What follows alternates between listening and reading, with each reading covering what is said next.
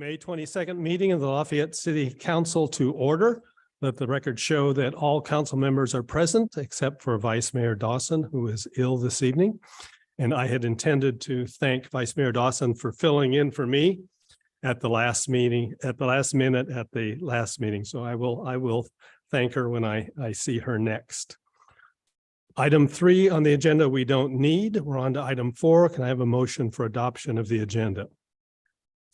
So moved. Okay, motion by Councilmember Candell, seconded by Councilmember Geringer. All in favor, say aye. Aye. All right, 4 in favor, 1 absent. We're on to the Pledge of Allegiance. Now, we discovered that when we record this, when people see the recording later, it's silent when we do the Pledge of Allegiance. So I've asked someone if he'd be willing to lead us in the Pledge of Allegiance. John McCormick will lead us. This is sort of a preview. Tomorrow, John will be here at 7 o'clock to talk about his book. So I just encourage all of you who have not yet signed up to be here tomorrow as well.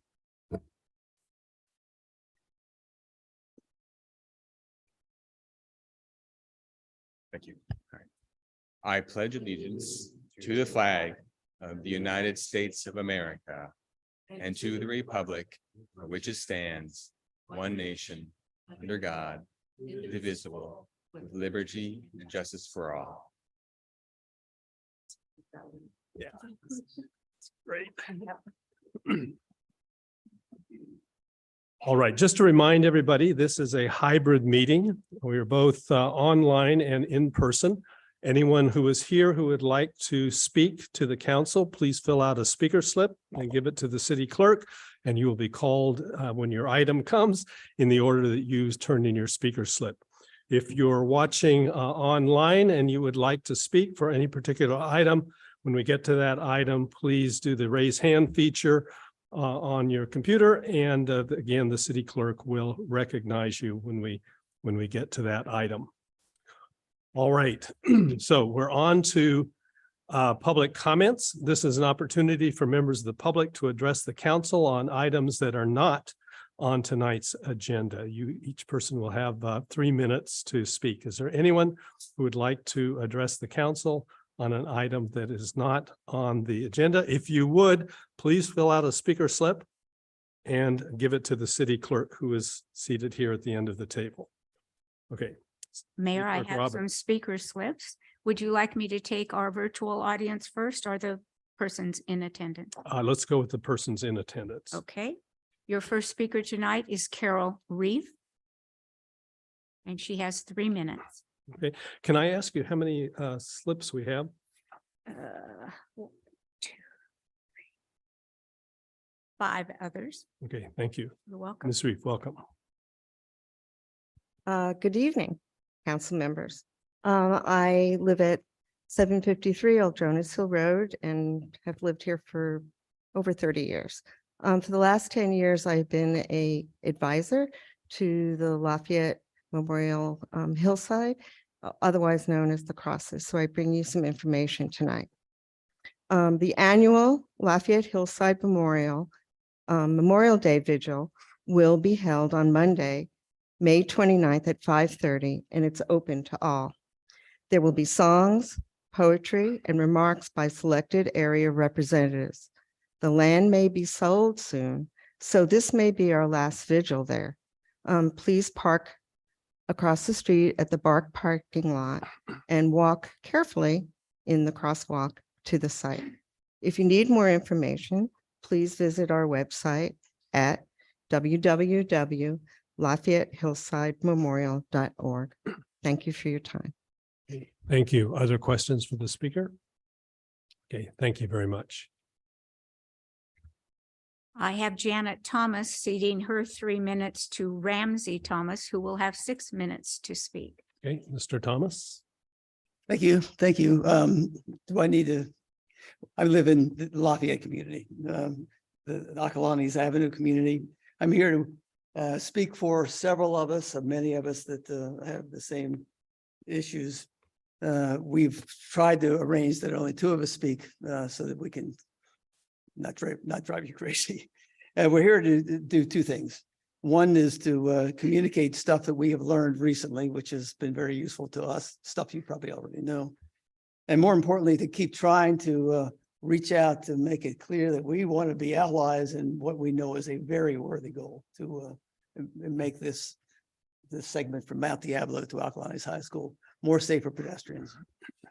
We were part of a Zoom meeting last Friday, at least 4 of us were. We had not been the ones that requested the Zoom meeting. Someone else did, but that person was kind enough to invite us to participate. 4 of us did. We learned 4 things. All of them, I think you knew ahead of time, or at least 3. But it was good to confirm those. 1, that this was not a grant to study the median road strip given to a single person. It came from the council. It would be good for everyone to know that and get that rumor out of the way. Secondly, as you had said, that the grant can only be used for median strip plans. And you told us that. It's good for us to have that confirmed. Thirdly, that if there was some desire to repurpose some of the remaining money, the requirement would be that all of the money would have to be given back, all $238,000. And then there would be the possibility of asking for repurposing. And we know that's an unlikely idea. A 4th thing was asked that you may not have thought of yourself. The question came up of, what if the council decided to say, we're done with the study, we want to give back the remaining amount of money and go from there? And the Rebecca Bauer-Kahn's staff was sort of perplexed by that and said, we've never been asked that question before. Maybe the councils, maybe the city could call us and we could discuss what would happen then. We've never had that before. But in any case, it was good for us to learn that stuff. You had been told us this stuff. We've now learned that it's true. That leaves us, of course, just as upset as we were to begin with, that there's only one study that can be funded. And we really wish we had been included early on. We think we could have been part of making sure that a grant had been given for multiple studies. Too late now. It's time to move on. And that's our purpose, is to say whatever happened there that bothers us is for the past. We want to get moving forward. And so we would have some suggestions there for how that could occur. Given what we know, we understand that it probably might make sense. We don't, frankly, the whole community doesn't agree on this, but many of us do, to go ahead and spend the remaining money on the plan that you've already got going. I mean, there's no other option, it seems, other than this odd idea of giving it back and see what happens. But we would only agree that that's sensible if 2 sort of conditions were met. And I hate to use the term condition. Where's my clock? There it is. I want to say conditions or a pledge or a promise or something. And those would be, 1, that there was an honest attempt to do a study of a east of Pleasant Hill Road. What do we call it? Class 1 path. We know there's no money there, although we were told that perhaps some staff time could be used for pursuing that as a preliminary study, while money is looked for a real study down the road, a bigger study. We would hope that it would be a comparable study. Our suspicion, it wouldn't be anywhere near as much money as $238,000. The second thing is we would urge the city staff to sort of stay true to what we read on the Vision 0 handout, all of which we agree with completely. One of those phrases in there is that any approach to changes would be a data-driven approach. And it's our sense that there hasn't been a whole lot of data yet. There's been engineering data, but not a lot of data on other stuff, such as where is the data to confirm that this stretch of road is really all that dangerous to bikers and pedestrians? We know it's inconvenient. We know it's ugly. But where's the data on that? We've lived there for a long time, and we're not real sure that there's been that much danger, although it's inconvenient. So especially compared to the proposal, which we think could be worse, could be more dangerous, because it involves 2 traffic lights for entrance and exit. And traffic lights are where we have experienced some pretty awful accidents. One in March, which would have killed anyone standing in that exiting from that median bike path. two other points, and I'm about out of time, and I'm going to just name them. One, we would also hope that there be some study of the real possibility of really this median strip or the south side strip, east side strip itself being more used by bikers. We don't think there's a whole lot of evidence like that. And surely that ought to be gathered ahead of time. And thirdly, we would like to encourage some evidence gathering by a firm that you would have to choose to hire of if there was evidence that there was more biker use, more interest in biker use, would the preference be for most bikers to be on a median in the middle of the road strip or on an east side strip? And my time is up, and I thank you very much. We have a second person. Oh, questions? My Thank you. Yes. Are there questions for the speaker? Councilmember Geringer. Is it okay if I make? Well, actually, I'm going to say, so when we receive public comment, we can't really engage back and forth because it's not a noticed item. But I do want to share that during the item on the agenda later, I am going to make a request that we have asked staff to come back, and I'm watching Mala to make sure I don't overstep, but to come back with a proposal for the East Side Class 1 study. So that's actually all I can say at that point. Thank you. Thank you very much for saying that. Okay. Are there questions? The speaker? Okay. Thank you very much. Mayor, I have Joey Thomas giving 3 minutes to Michelle Greer, so she will have 6 minutes to speak.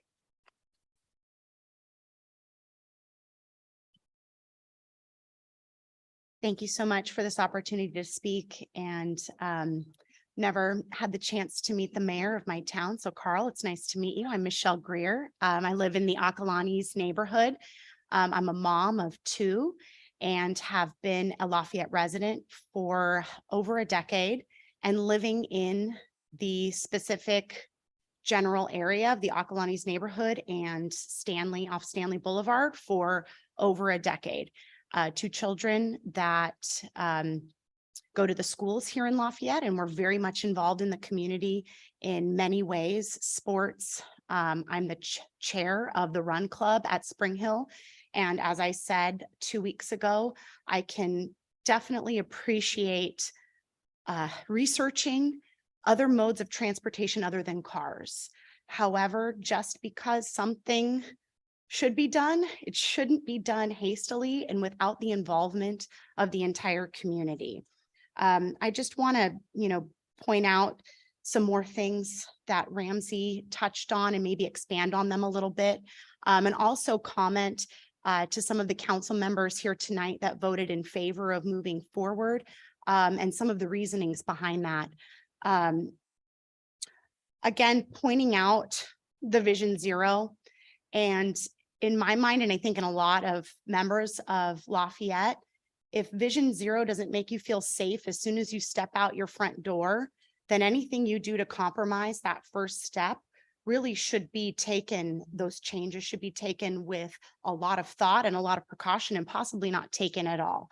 This center median pathway, if built, would make the sidewalk from Acalanes Avenue onto Pleasant Hill Road much less safe and would prevent me and my daughter from walking to school as we do so many mornings, or riding scooters to school so many mornings, because it would eliminate that bike path as that buffer, making that sidewalk so much more dangerous and putting the cars and that heavy, fast coming off the freeway traffic right up on the sidewalk. So there you have a Vision Zero not being fulfilled, because then I can no longer get to the school in my own community, which is less than a mile away from my house. I no longer feel safe stepping right outside my front door.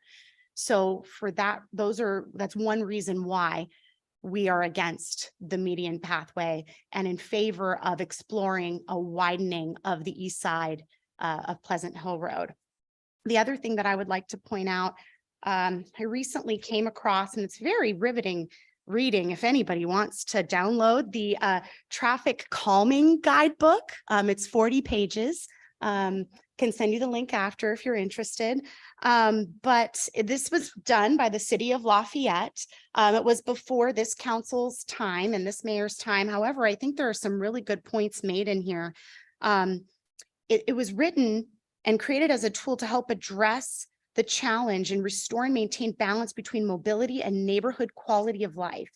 Has a long tradition of citizen volunteerism and community participation in local decision making. And that right there, you know, to Ramsey's point, I don't want to live in the past, but our neighborhood and the entire community surrounding these intersections should have been involved from day one, and we weren't. And, you know, I think back to what I was doing in 2021. I was attending school board meetings trying to get the schools open because I was homeschooling my kids and working a full-time job. So any meetings happening then, busy working mom, single busy working mom. Just didn't make it onto my radar. So per Lafayette's own traffic calming handbook, the community should be involved, and the communities in the direct surrounding areas should be involved in a voting process for phase 1, 2, and 3 changes that are going to be made. And I know that it says in here that Pleasant Hill Road does not constitute a phase 3 level. However, if the voting in the local communities happens for even just a phase 3 level, and Pleasant Hill Road is such a main artery to the community and for the county, why wouldn't that be a part of something so drastic as changing bike lanes and making sidewalks unsafe and putting a center median bike path and pedestrian path in the middle of one of the busiest roads in Contra Costa County? So that is my plea to you, is involve us. I think maybe put to either an official or an unofficial vote.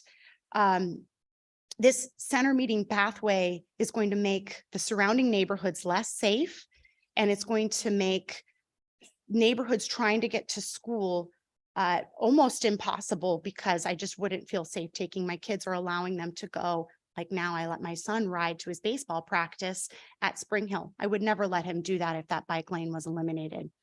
I think the other thing to bring up, and I've got pictures here, the Akalani's cross country team. This was provided by one of my neighbors. And like Ramsey said, we're here representing our entire neighborhood and beyond. So there's only 2 of us here tonight, but this is the cross country team. And as you can see, we've got a coach in a bike lane and a bunch of kiddos on the street running. This would no longer be possible if that center median bike lane were installed and that side bike lane were eliminated. Thank you for your time. Thank you very much. Are there questions for the speaker? Okay, thank you very much. Our next speaker is Jackie Garcia.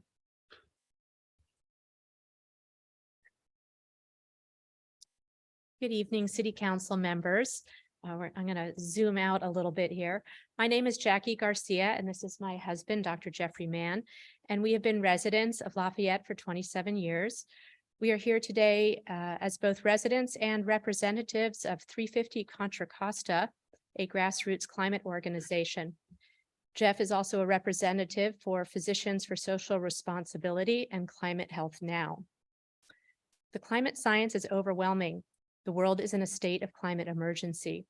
We should leave fossil fuels in the ground and accelerate our transition to clean, renewable electric energy sources. I know that many of you share this opinion. Likewise, the data on negative effects of fossil fuels on human health is also overwhelming. A Stanford analysis on 14 years of California air quality data measured higher levels of pollutions as far as 2.5 miles away from oil and gas wells, and associated negative health outcomes for residents within that area. I'm here today to ask the council to adopt a resolution urging Contra Costa County to end new permitting of oil and gas drilling in the county and to phase out existing oil and gas development activities and associated infrastructure in the county, as well as within the city of Lafayette. Please note that this resolution is about oil and gas development and extraction, not about residential or commercial gas services. Although Contra Costa County acknowledged the climate crisis by declaring a climate emergency, land use policy in the county general plan does not align with their climate emergency and their just transition policy declarations, and still allows oil and gas development. We feel that this needs to change. Contra Costa County has more than 15 producing oil and gas wells, mostly in unincorporated areas, and 656 non-producing wells. For your information, there are 2 plugged wells in the Lafayette city limits. However, this resolution is important to show solidarity with the people in unincorporated East County who live near operational or reactivated wells and may suffer health and safety impacts from escaped toxic gases and groundwater contamination. This movement started in 2020 as a response to new drilling activity near Heritage High School in Brentwood. Subsequently, Brentwood Hills residents discovered that their housing development was built over an old gas field. Methane vents were disguised as lampposts. Yeah. To date, Antioch, Richmond, El Cerrito, Pinole, and Hercules have all recently passed no drilling resolutions within their city limits. The Mount Diablo Water Board also passed such a resolution. I would like to send the council a resolution template based on climate and health science. Thank you. Thank you. Are there questions for the speaker? Okay, if you could provide that resolution to the city clerk, that would be good. Thank you. There are no further speakers in the audience, so we'll go to our virtual audience. And the first speaker is Russell Eisenman. Let's see.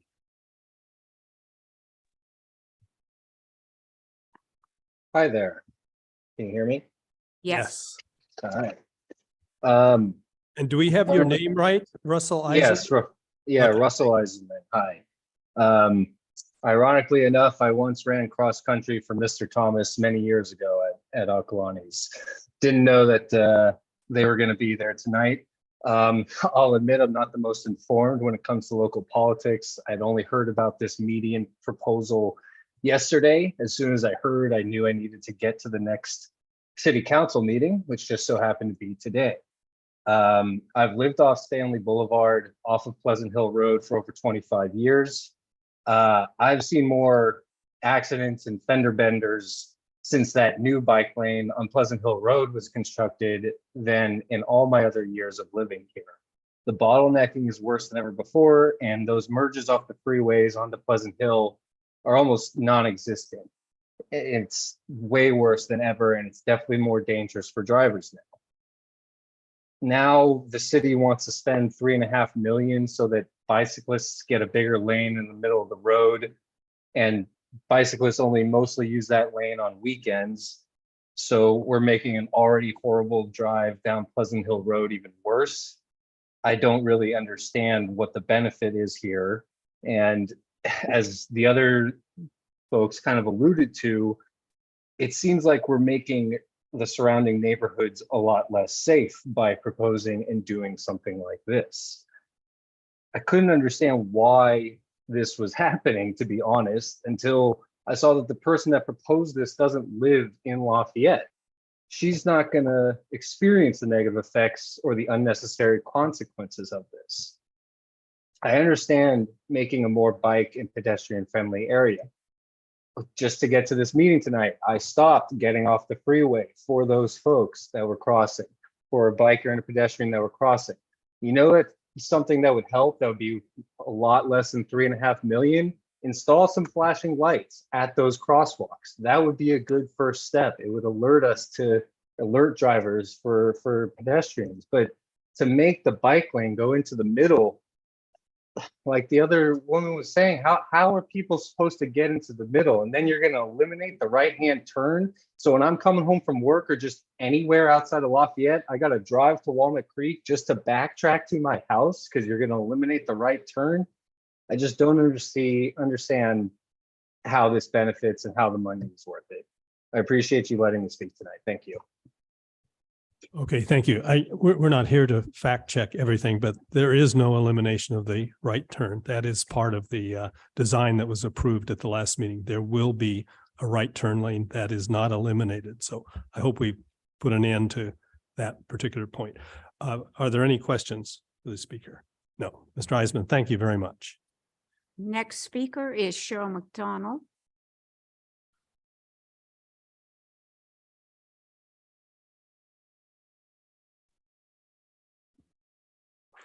Cheryl, you're able to speak now. Hello, council members. Nice to see you back, Carl. I wanted to talk about or get an update from the February 27th meeting. I made a public comment putting a request that workshops and town halls be hybrid.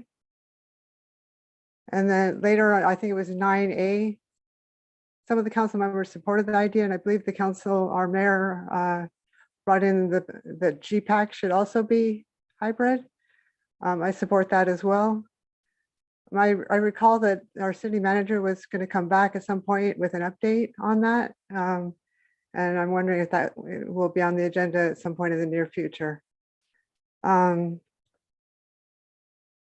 was also a talk during that really exciting talk, actually, during that public meeting on that date about a calendar being created and having a list of projects that might need a grant, and that there'd be public time often during the year where it would be brought to our city council meeting where we could learn about those projects before grants are submitted. And I wanted to get an update on what's going on with that. And then my last point is that, and I was thinking about this before the public speakers were commenting tonight, that notices within 500 feet of any project in the downtown and all major streets, including Pleasant Hill Road, should be done for any project that affects any major thoroughfare, or whether it's vertical or horizontal. So a housing project or this bike route that's going down Pleasant Hill Road. I truly believe that those neighbors should have gotten a notice before, at the very beginning of this whole thing. So those are my comments. Thank you. Okay, thank you. In terms of the bringing to the agenda a review of the hybrid meetings and whether it should be extended to other meetings, we are now in the third month of the hybrid meetings, and we do intend to bring it back. There was an attempt to bring it back to the next meeting, but the next meeting is looking like a very heavy agenda. So it might be in the second meeting in June, but it will be back on the agenda. And City Manager Srivatsa, do you want to respond on the calendar? Our transportation program manager, Patrick Gollier, is working on a system by which we would maintain a list of projects that have been approved by the City Council and then would apply for funding. It's not ready for you as yet. Okay, thank you. Are there questions for the speaker? Okay, Ms. McDonald, thank you. Mayor Anduri, another member of the public has submitted a speaker slip. So Brad Rosenthal will have 3 minutes to speak. Mr. Rosenthal, welcome. Thank you for having me. Just looking for my clock up here so I don't take more than 3.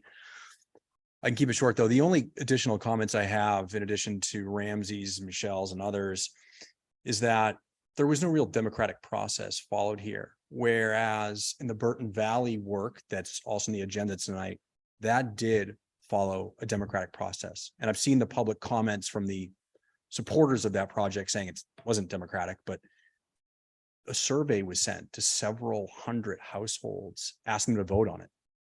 And they did. Whereas the Pleasant Hill Road pathway, there was nothing until after the design work had been submitted, or the funding was secured. And that's when all of a sudden we get these little sandwich signs in our neighborhood asking us to speak about the design, which the money was already allocated towards that particular design. So please take you or ask you to take into consideration that this should follow some sort of democratic process. Thank you for your time. Okay, thank you. Are there questions for the speaker? Okay, thank you very much. We have no other speakers at this time. Okay, is there anyone else here present who would like to address the council on an item not on the agenda? Is there anyone online who would like to address the council? All right, we're moving on to item 9A, our opportunity to hear from our Design Review Commission.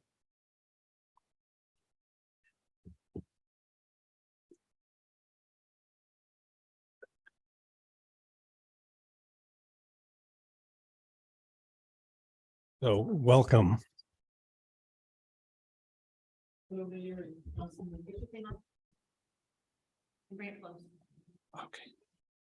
Is it good now? All right. Hello, Mayor and council members. It's a pleasure and honor for us to present a summary of the report of the Design Review Committee work in the last couple of years. I don't know, Greg, if you're gonna have slides up here. Sure. Okay, perfect. Thank you. So we are gonna have the annual report of 22-23 presented tonight to the City Council. First, we are going to start with the role of the commission. And then we are going to introduce commission members. We are going to go through the guiding policies and documents that Design Review Commission had been reviewed and is helping other committees with those. We are going to review the meeting statistics in the throughout the whole last decade and the number of the meetings and public hearings that we have had in the Design Review Commission. Then we are going to just review a few projects that have been built and looking forward for the next steps of the Design Review Committee. So Design Review Commission advises the Planning Commission and City Council on matters relating to aesthetics and physical appearance of the city of Lafayette. Hears and decides applications for design review and hillside development permits in a quasi-judicial capacity. Serve as a referral body to the Planning Commission on land use permits, subdivisions, density bonus projects, and policy developments. The commission includes Chair Kristen Seidel. She's absent tonight. My name is Armand Hadilu, and we do have Commissioner Cass and Commissioner Gray present tonight, with Commissioner Sim absent as well. The policies and documents that have been reviewed, including Lafayette General Plan, Downtown Specific Plan, Downtown Objective Design Standards that Commissioner Gray and Commissioner Cass they've worked for a couple of months on that. Municipal code findings for design review and hillside development, residential design review guidelines, and downtown street improvement master plan. We did have 18 meetings, 24 hours in session, and 92 items of business, including 55 public hearings, 16 study sessions, and 12 other businesses. This table shows the number of the meetings that we had throughout the past decade till 2022, number of the items considered, and also the applications that they were reviewed. Just reviewing a few of the projects that have been built, 3 new homes by Thomas James Homes on Upper Happy Valley, new homes on Acalanes Road and Canyon Road, another new home on Ridgeline property, Echo Springs Road next to Briones. West End condo project, it was reviewed and reapproved, went through the reapproval process by Design Review Commission. 950 Hugh Avenue design revisions and Miramar Lafayette Lane design detailing. We also went through revisions to planning documents requested by Creeks Committee and finally transitioned back to in-person meeting that now we are meeting in person. Looking forward, we continue our role as decision-making body on design review and hillside development applications, continue role as an advisory body to Planning Commission on land use, density bonus, and other projects, and assist in development of downtown objective design standards in light of new density and height limits necessary to accommodate the regional housing need accommodation. That's it. That's our report to the council. And we appreciate your time. All right. Well, thank you very much. Are there questions from the council? Thank you guys all for all of you for serving and doing the good job that you've been doing. We have heard feedback that we might want to look at the objective standards again. Is that something that, are you finding them to be sufficient? Or like, would you guys rather have like new objective standards, a phase 2 be done? Is that something that you guys would want to do? All right. Yeah, I would like to see the standards change to some extent, because what we're seeing is the current scoring system that exists. Everybody meets the score and we're still not getting things that we would really like. And so I think we need to tweak the scoring system or eliminate that as a way of doing business. And I think that it does need a reiteration. Now, there's a lot of good objective standards that we already have, but I think it does need a reiteration. Okay. Other questions, comments? Sure. Also to echo the thanks, this is a hardworking group that you guys have a lot of real work on your hands. And that's sort of my question is how, as we look into the next year in the future, we have the housing element coming down, we have much more activity. Is the group resourced adequately to handle the workload? I guess you could look backwards and just look at the workload. Were you able to process? You showed us some numbers of the number of transactions and that you're doing, how many meetings that you've done. I mean, is the body as established now and with the number of people and number of meetings, is that appropriate for our city's size and volume, or should some adjustments be things that we think about in the future? I think we are going through picking some candidates and just selecting new members for the committee. We do have one of the members, she's stepping down and she's going to be with the commission for the next month or so, but she's stepping down. So we are going to go through a process that we are going to just select a new member or maybe 2 members. Okay. May I respond? Sure, please. Yeah, good evening. I think that, can you hear me okay? I think that our workload in this last year has actually been lighter than the prior year. I mean, I think you saw the numbers. Many of our meetings go an hour, hour and a half, some less.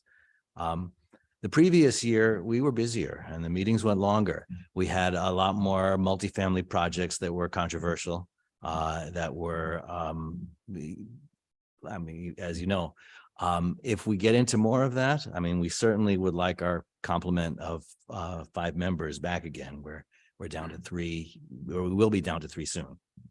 But that said, I think we've got the capacity to do the work, even if it cranks back up again.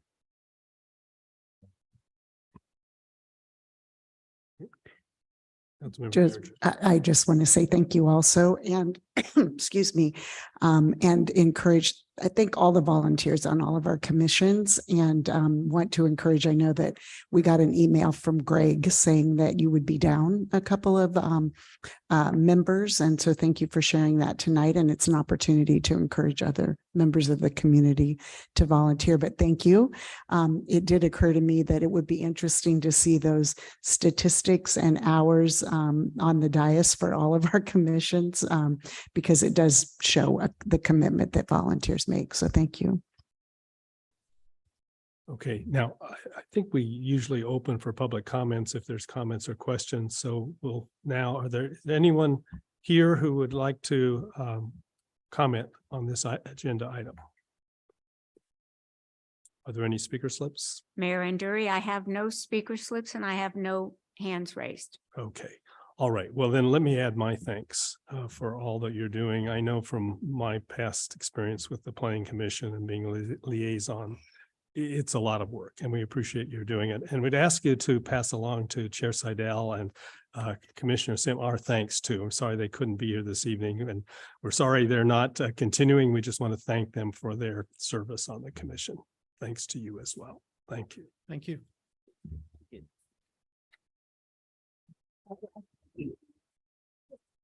I think everyone is aware our commission meeting is happening downstairs now, so we're going to leave this evening. Thanks. All right, item 9B, Planning Commission Annual Update. Welcome.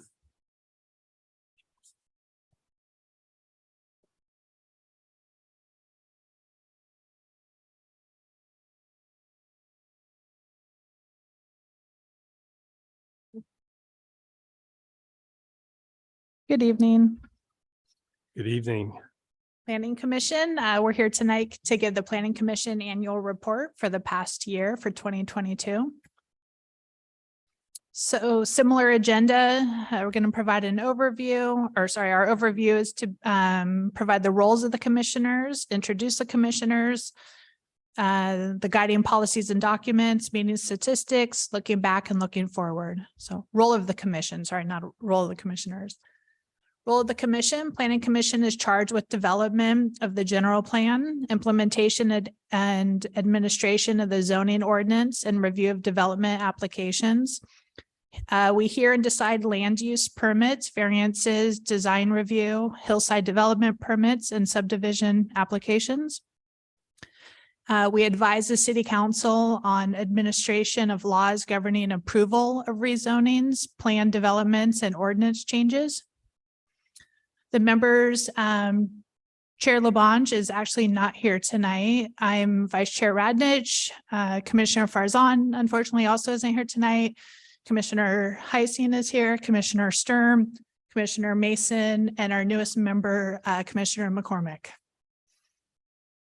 The guiding policies and documents for Planning Commission is a Lafayette General Plan, the Downtown Specific Plan, the Downtown Objective Standards, Municipal Code findings for design review, HDP, et cetera. What is HDP? Hillside development. Yep, sorry. Momentary slip there. Residential design review guidelines and the downtown street improvement master plan. In 2022, there were 18 Planning Commission meetings of over 48 hours in session. 113 items of business, 61 of which were public hearings, 1 joint session with the DRC, and 27 other business. And here's statistics over the last decade. In 2022, the number of meetings pretty consistent with the last couple of years. The number of items was substantially more than 21. And then number of new applications considered pretty consistent the last year or two. So looking back, we reviewed and recommended adoption of the 6th cycle housing element. The Creeks Committee sponsored revisions to some planning documents. So the DSP, the EIR, Downtown Design Guidelines, the Lafayette Muni Code for the flood damage prevention, and Downtown Objective Standards, Phase 1. Some of the projects, the Scout Meeting Facility on Camino Diablo, the Oak Hill project, we reviewed and recommended adoption of Welo, EV charging for everyone in future multifamily projects, and reapproved the West End condo project, Ready and Holt. So looking forward in the next year, we'll continue to hear and decide land use permits, variances, design review, hillside development permits, and subdivisions, and update the general plan. So the housing element, the safety element, and the land use element. And lastly, the last 3, develop downtown objective design standards, Phase 2, in light of new density and height limits necessary to accommodate RENA, establish thresholds of significance for evacuation times, and initiate update to the downtown specific plan, Mount Diablo Boulevard corridor plan. Anything else? Okay, thank you. All right, thank you very much. Are there questions, comments? Councilmember Kendall. Thank you guys again. 40, double the amount of DRC hours. They only have 24. I'd love to see the city council number. Sorry. No, but I really appreciate it and welcome, John. It's great. And so the same question that I put to the DRC in the phase 2, they were suggesting just changing the scoring, the points schedules. Are you guys thinking that you want anything more than that, more substantial, or is it working pretty well right now?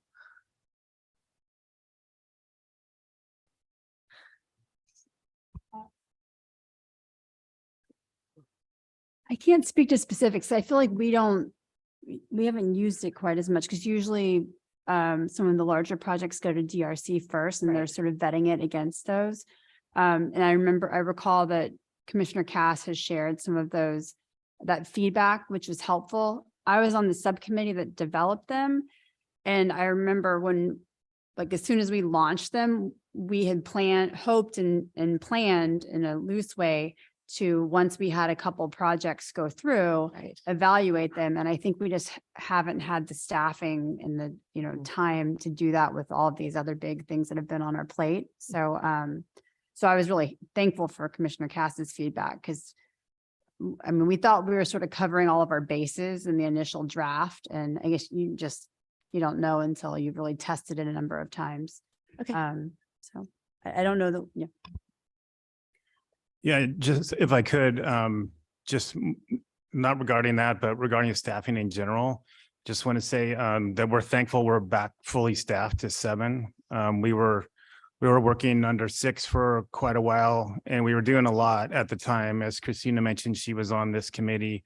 And just a shout out to Commissioner Radnich. She was on GPAC for the housing element.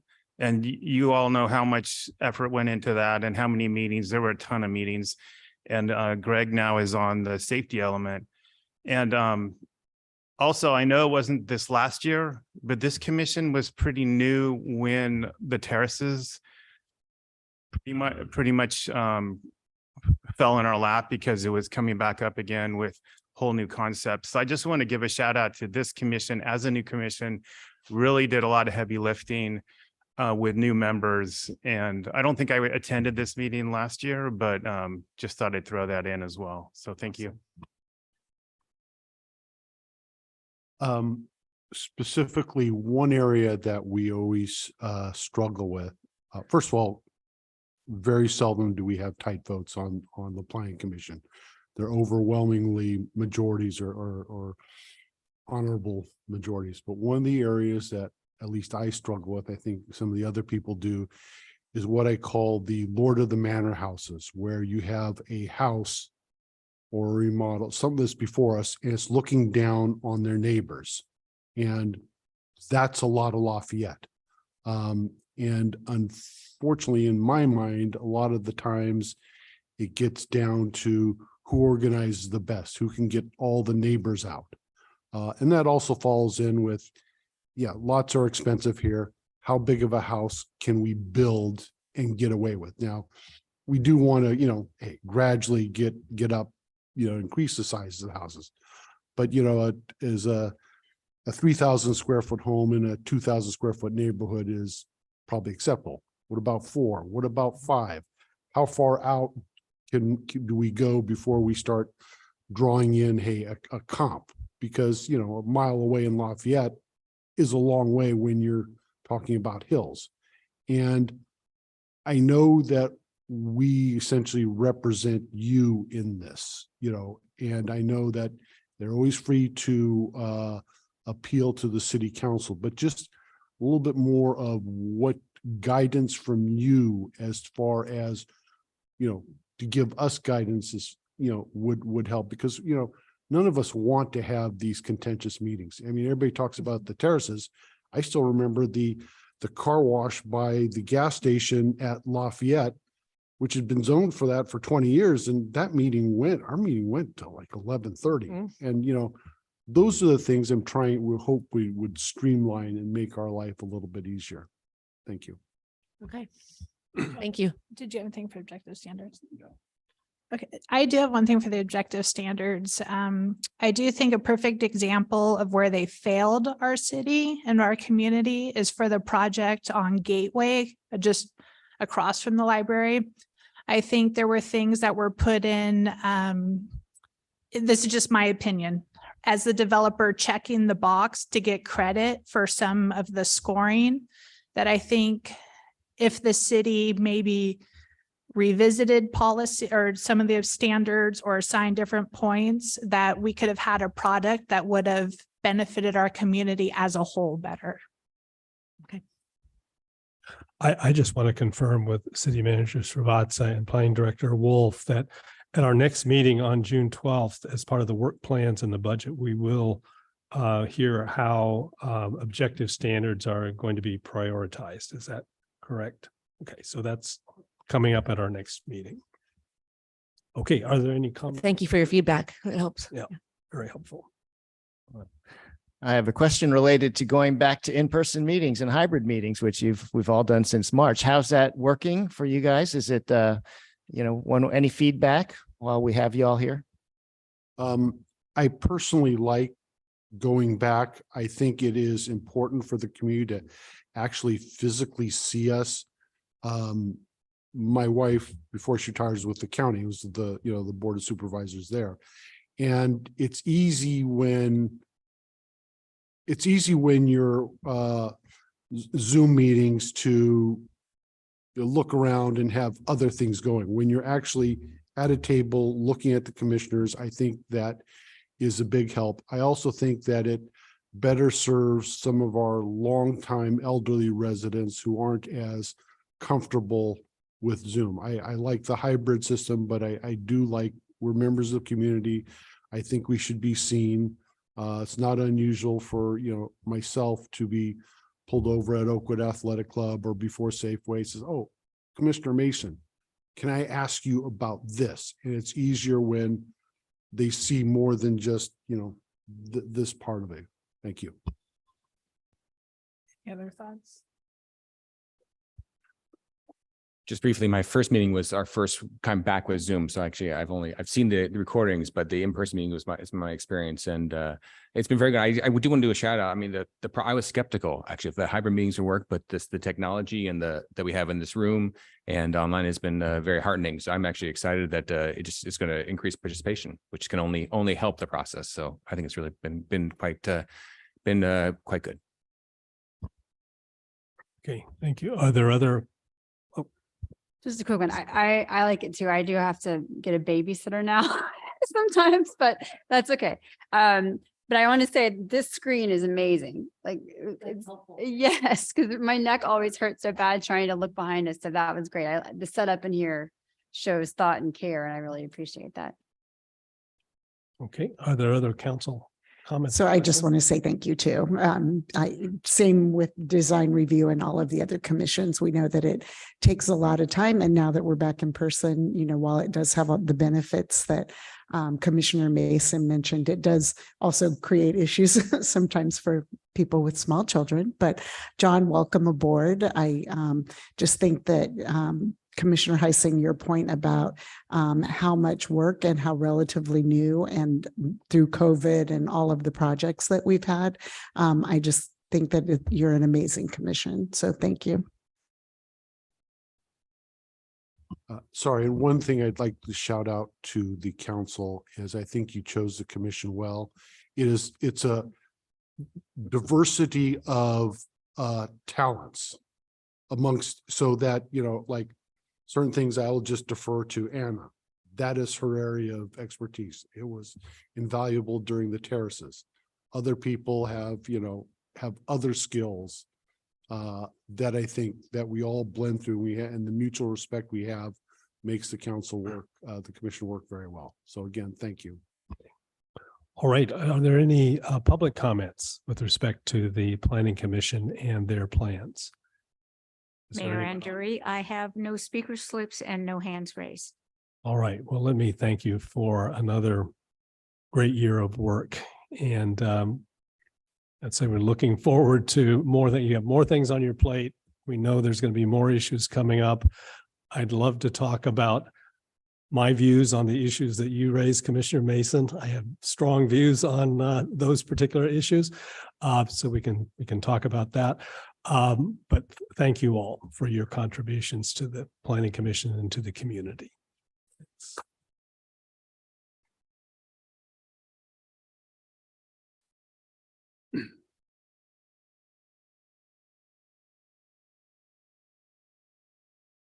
Okay, we're on to item 9C, and I'd like to welcome to Lafayette and to the council, Gary Parkhurst, who's with the Mount Diablo Interpretive Association, and he's going to talk to us about the plans for the Mount Diablo Education Center at Mitchell Canyon. So welcome, Mr. Parkhurst. Thank you very much, Mayor Anduri and council members. Let me just get my presentation set up here. Oops, didn't like that one. There we go. And there we go. Very good. So once again, thank you for the time you've given me tonight. I appreciate it very much. My name is Gary Parkhurst. I am a volunteer with the Mount Diablo Interpretive Association, and also known as MDIA. And if you think about education, it's an important element in every community. And in Contra Costa County, we have an opportunity to expand education opportunities to everyone when we transform the Mitchell Canyon Visitor Center into an education center. How many of you have visited Mitchell Canyon before? Anybody? No, you have. Anybody else? Yes. So you know that it's a real asset. It's an asset to Contra Costa County. It's a beautiful place to go. If you haven't been, I would encourage you to go, because if you do, you will go back again and again and again. MDIA is the organization behind the Mitchell Canyon Education Center. We are a 501(c)(3). We are a cooperating agency with Mount Diablo State Park. We're an all-volunteer organization that was founded in 1974. And in 2020, we approved a feasibility study to see if we could transform the existing visitor center into an education center. Now, Mitchell Canyon is a tremendously popular place for people. If you take a sort of a non-pandemic year, 34 to 35,000 people visit Mitchell Canyon. And I can tell you as a docent there, they come from all over. I talk to people from San Jose and Gilroy, the San Francisco Peninsula, Marin County, all the way out to Brentwood. So it is a place that many people come. Not surprisingly, the greatest majority from Contra Costa County. And why do they come?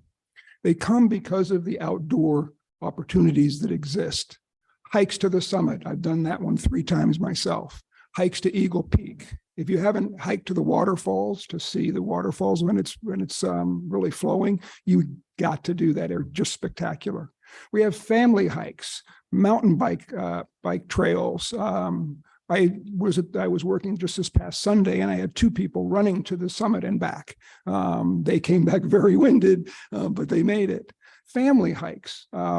It's wildflower season now. We don't have super blooms in Northern California. Those are in Southern California, but the wildflowers that you'd see from Mitchell Canyon right now, spectacular.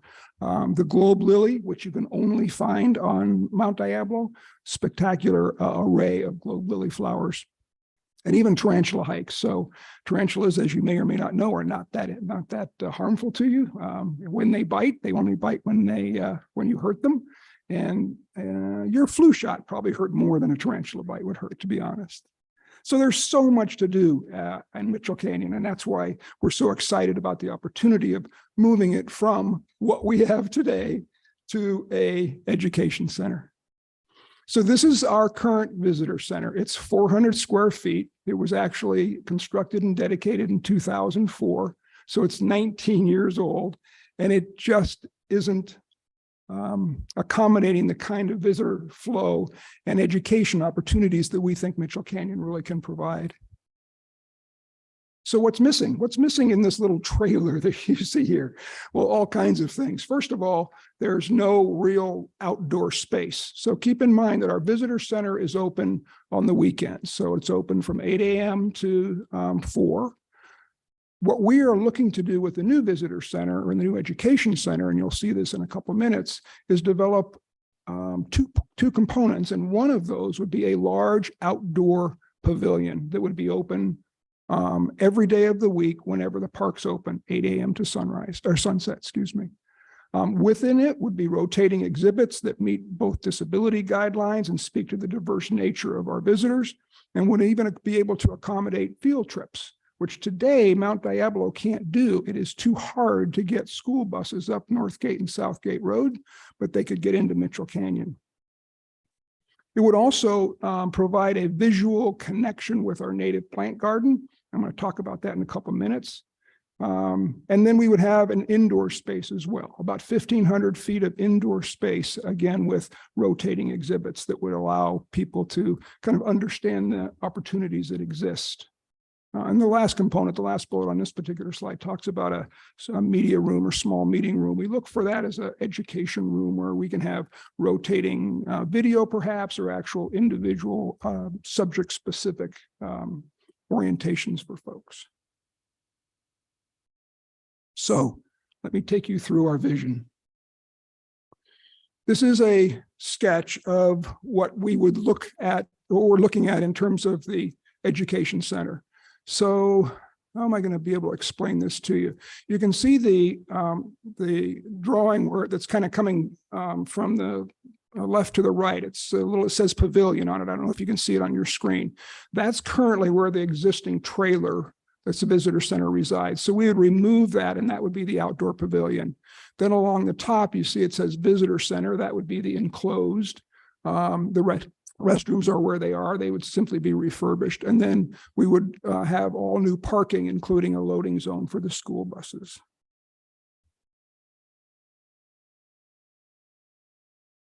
The education center is going to be a permanent ADA compliant facility. It will significantly increase access to Mount Diablo State Park for people of all backgrounds and abilities, particularly students. And as I said, that's not something that Mount Diablo can do today. The center will provide indoor and outdoor education, natural history, and environmental science opportunities for everyone. The inside, about 1,500 square feet, as I mentioned earlier, allows room for expanded exhibits and audiovisual, where you see the chairs and the screen. That's kind of the little media room where we would look to have educational opportunities. We'll also have the pavilion, a large outdoor exhibit that'll be open even when the interior building is closed. So this would be open every day of the week, 8 a.m. to sunset, excuse me. And we talked about the availability of students. So for the first time, Mount Diablo would actually be able to welcome field trips. I'm a docent at Old Borges Ranch also, and I can tell you that we have at least 2 to 3 schools come every week to Old Borges Ranch in Walnut Creek for a school field trip. To be able to allow or provide that for students to Mount Diablo with the diversity that Mount Diablo offers would be incredible. So we're extraordinarily excited about this one educational opportunity alone. Mentioned the native garden. You can see a little bit of it there in the rendition. It exists today. The challenge is that it sits behind the trailer. So when you walk up to the trailer, you can't even see it. In fact, you can't even see the mountain. And the beauty of the new pavilion is you'll be able to see through it. So you'll not only see the garden, but you'll see the mountain at the same time. It's going to be spectacular.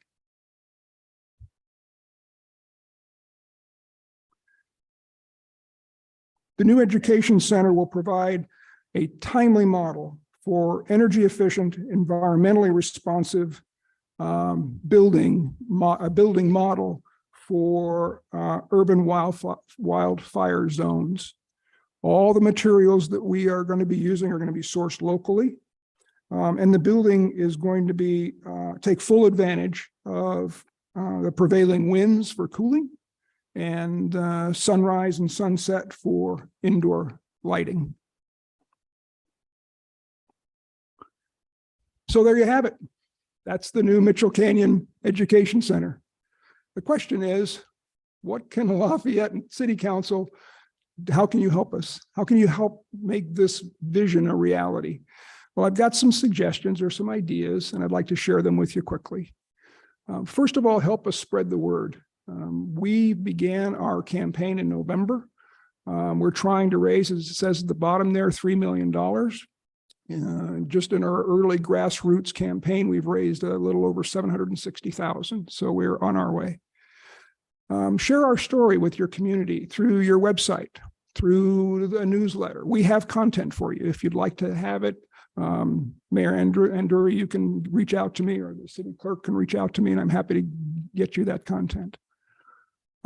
Support from the city and city council would be very much appreciated. A city endorsement, I can provide you a resolution. I'd read it myself. I've written several for others. We are currently endorsed by Save Mount Diablo, by John Muir Land Trust, by the Mount Diablo Audubon Society, Chevron, and PG&E as examples. Become a referral source for us. Individually, you know people, companies where our project might resonate with them. And if you know those folks, share them with us. We'd love to have some introductions to folks that might be as excited about the program as we are. And individually, if our project resonates with you, join our mailing list. You can join at mda.org. You can pull out your phones and have it done before you leave tonight. And if you'd like, contribute. We've announced a matching campaign through July 31st. So every dollar that's donated from corporations and individuals, we matched dollar for dollar, thanks to the generosity of Save Mount Diablo and an anonymous donor. And that's what I wanted to share with you tonight. So I, again, thank you very much for your time. All right. Thank you very much for that presentation. Are there questions or comments from the council? Okay. Are there public comments or questions? I don't see any speaker slips for anyone in the physical audience, but I have two hands raised. So our first speaker would be Mary Ann Hoisington. And she can speak now. Mary Ann? Yes, thank you for I'm interrupting you, but I would like to have that information put in the roundup if that's possible, so that we would all have the address and we could all participate and we could learn about it. Thank you very much. Okay, thank you.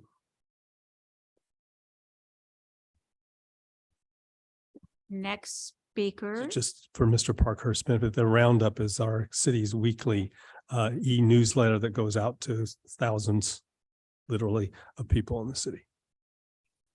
Next speaker is Cheryl McDonald. Cheryl, you can speak now. Hi, I'm really excited about this. I'm glad to hear that young people will be able to get up and learn about Mount Diablo and the environment and all that. And I second Mary Ann's idea.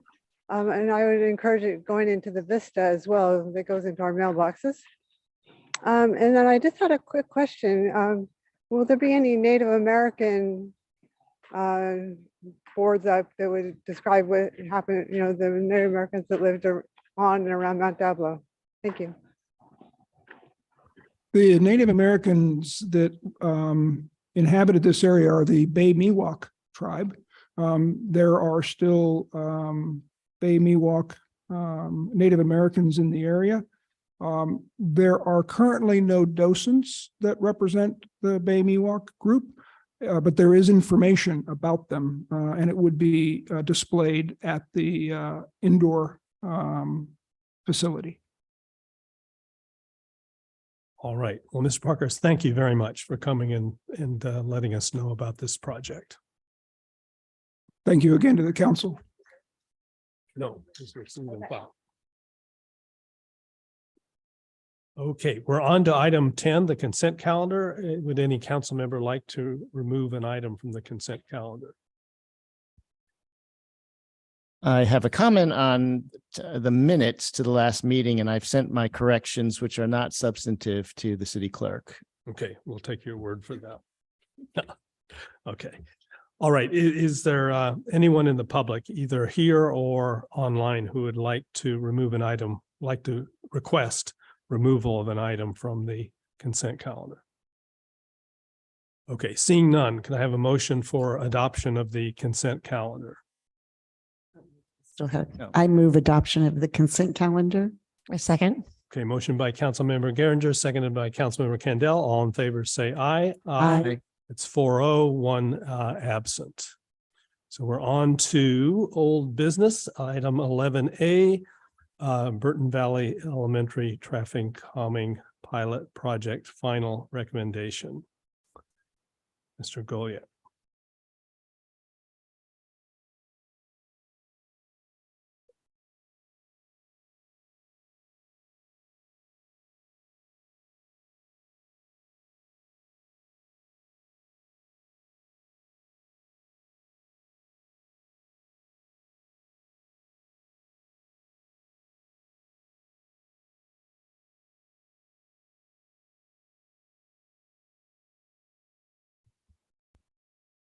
Thank you, Mayor and Council, for the opportunity to speak with you tonight about the Burton Valley Elementary Pilot Study. I wasn't here during the planning phase of the project, but I'm happy to be here tonight to make recommendations on how to conclude the project, based in large part on the results of the data collection and evaluation effort that was done and the recent community survey. In this presentation, I'll provide a high-level overview of the project, discuss what was installed, the data collection effort that was conducted, the results of a recent public survey, and then staff's recommendation for the conclusion of the project. Just quickly, as you're aware, in 2021, City Council initiated an extensive public process in response to requests over the years from many in the community to improve traffic safety throughout Burton Valley. In particular, a Safe Routes to Burton Valley Elementary pilot study was encouraged by some in the community to improve multimodal safety and to encourage walking and biking throughout Burton Valley, including to the school. The two primary issues that were raised and discussed were vehicle speeds and the lack of a separated space for pedestrians and cyclists. A total of 4 public meetings were held in 2021 to discuss options to provide a more balanced transportation network in Burton Valley. And through that process, and which was later affirmed by City Council, a number of traffic calming measures were approved for installation with the understanding that the measures would be reevaluated after a 1-year time frame. And so we're here tonight at the end of that time frame to discuss how the project will conclude. First, I'll just do a very quick review of the measures that were installed in Burton Valley as part of this effort. And this includes a total of 11 speed humps on Burton, Lucas, Michael, Silverado, Marywood, and Rohrer drives. Delineators were installed on both ends of each speed hump adjacent to the gutter to discourage unpredictable driver behavior in the shoulder area where pedestrians and cyclists use the space.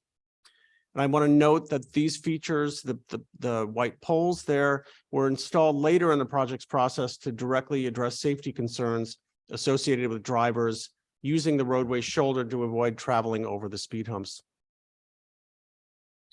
Part-time parking restrictions were installed on portions of Silverado, Marywood, and Rohrer drives to provide car-free space for pedestrians and bicyclists on streets without walkways. And these parking restrictions are in place on weekdays during the school year from 7 to 9 a.m. and 1:30 to 3:30 p.m. Aligned with the school drop-off and pickup hours. It was made just a note to my attention that my staff report had an error in the streets that have the part-time parking restrictions. It's Silverado, Marywood, and Rohrer drives, not Burton. So apologies for that. We installed permanent no parking zones near corners to improve visibility between drivers and pedestrians and cyclists. We reduced the travel lane widths on Silverado Drive to encourage slower speeds and to widen the shoulder area. We installed markings and delineators to emphasize lane lines for drivers who historically, at locations where drivers historically cut the corner or drove into the shoulder. We added a stop sign on Indian Way at Marywood, right turn restriction at the driveway exit of Burton Valley Elementary onto Marywood. And we installed various crosswalk enhancements, including the installation of a fourth crosswalk leg at the Burton, Silverado, Lucas, Somerset intersection, and added the ladder striping to the school crosswalk at the Silverado Marywood intersection at the bottom photo. In addition, at the August 2021 council meeting, council directed staff to explore options for a permanent walkway in the community, which we have done and which we'll briefly review. So why were these measures installed and what did the project intend to address? In short, the project was designed to respond to the following concerns expressed during the planning phase of the process. This includes goals to reduce vehicle speeds, encourage an increase in opportunities to walk and bike to school, and improve the perception of traffic safety. So I'd mentioned that this is a pilot project, which means that some of the measures that were installed in late 2021 are being reconsidered at this time. The measures that we're here to discuss tonight include the speed humps, the delineators at the end of the speed humps, and the part-time parking restrictions. All of the other measures that were installed and that I just reviewed are standard design treatments for streets in Lafayette, and so those will remain. The elements that are up for consideration tonight are being considered individually, which means that the decision to restrict or remove or retain the part-time parking restrictions can be considered separately from the speed humps. In addition, we're considering whether or not to continue or stop pursuing a design for a protected walkway to the school. A few additional points about these measures. Staff recommends that all of the speed humps be considered as a package, or considered jointly rather than individually. So either all of the speed humps would remain or be removed. And this is because they were designed and cited as a package to help manage consistent speeds throughout the neighborhood. And if, staff believes that if some, but if not all of the speed humps are removed, we might expect traffic diversion as a result, but importantly, variable speeds on streets throughout the community. Further, the delineators were added at the end of the speed humps to provide space for walkers and cyclists without the safety threat of drivers using the shoulder to avoid traveling over the humps. And so if the delineators are removed, we would extend the speed humps all the way to the gutter. So I mentioned previously, as part of the pilot project, we conducted an extensive data collection process to determine how well the measures contributed towards the quantitative goals of the project, including changes in vehicle speeds and the numbers of people biking and walking to school. And so at 4 different time periods between November 2021 and November 2022, the following data was collected and evaluated. We collected vehicle counts and speed surveys at the 5 locations shown on the map in orange. And we collected counts of drivers, pedestrians, and cyclists at the 6 locations shown in blue on the map. And that data was collected through the use of camera footage for 5 hours a day, roughly aligned with school drop-off and pickup times. So the results of the data collection effort are documented in the memo that's attached to the staff report. So I won't go into great detail in this presentation, but a quick summary of the results are that vehicle speeds decreased throughout the neighborhood. Collectively, there was a 42% reduction in the number of people driving over the speed limit throughout Burton Valley, and the 85th percentile speeds decreased from 32 miles an hour before the project to 27 miles an hour after the project. Again, that's collectively throughout the neighborhood, and that's a posted speed limit of 25. Conversely, the project had more limited success in encouraging more people to walk or bike. Collectively, the numbers of drivers, pedestrians, and cyclists throughout Burton Valley dropped between the before period of the data collection effort and the average of the 3 data collection efforts taken after the measures were installed. So I mentioned before, Council directed staff to work with the consultant to study options for a protected walkway to Burton Valley Elementary. And so we had Tool Design Group assist us in preparing these concept designs for the walkway, and which would be sited on the west side of Burton, Silverado, and Marywood Drives. You're all aware, but concept designs are very preliminary engineering drawings. And the intent for them is that they articulate the idea of an engineering concept that and can identify at a very high level the technical feasibility and constraints associated with a proposed project. So here is an example of one of the sheets from the concept design that was prepared.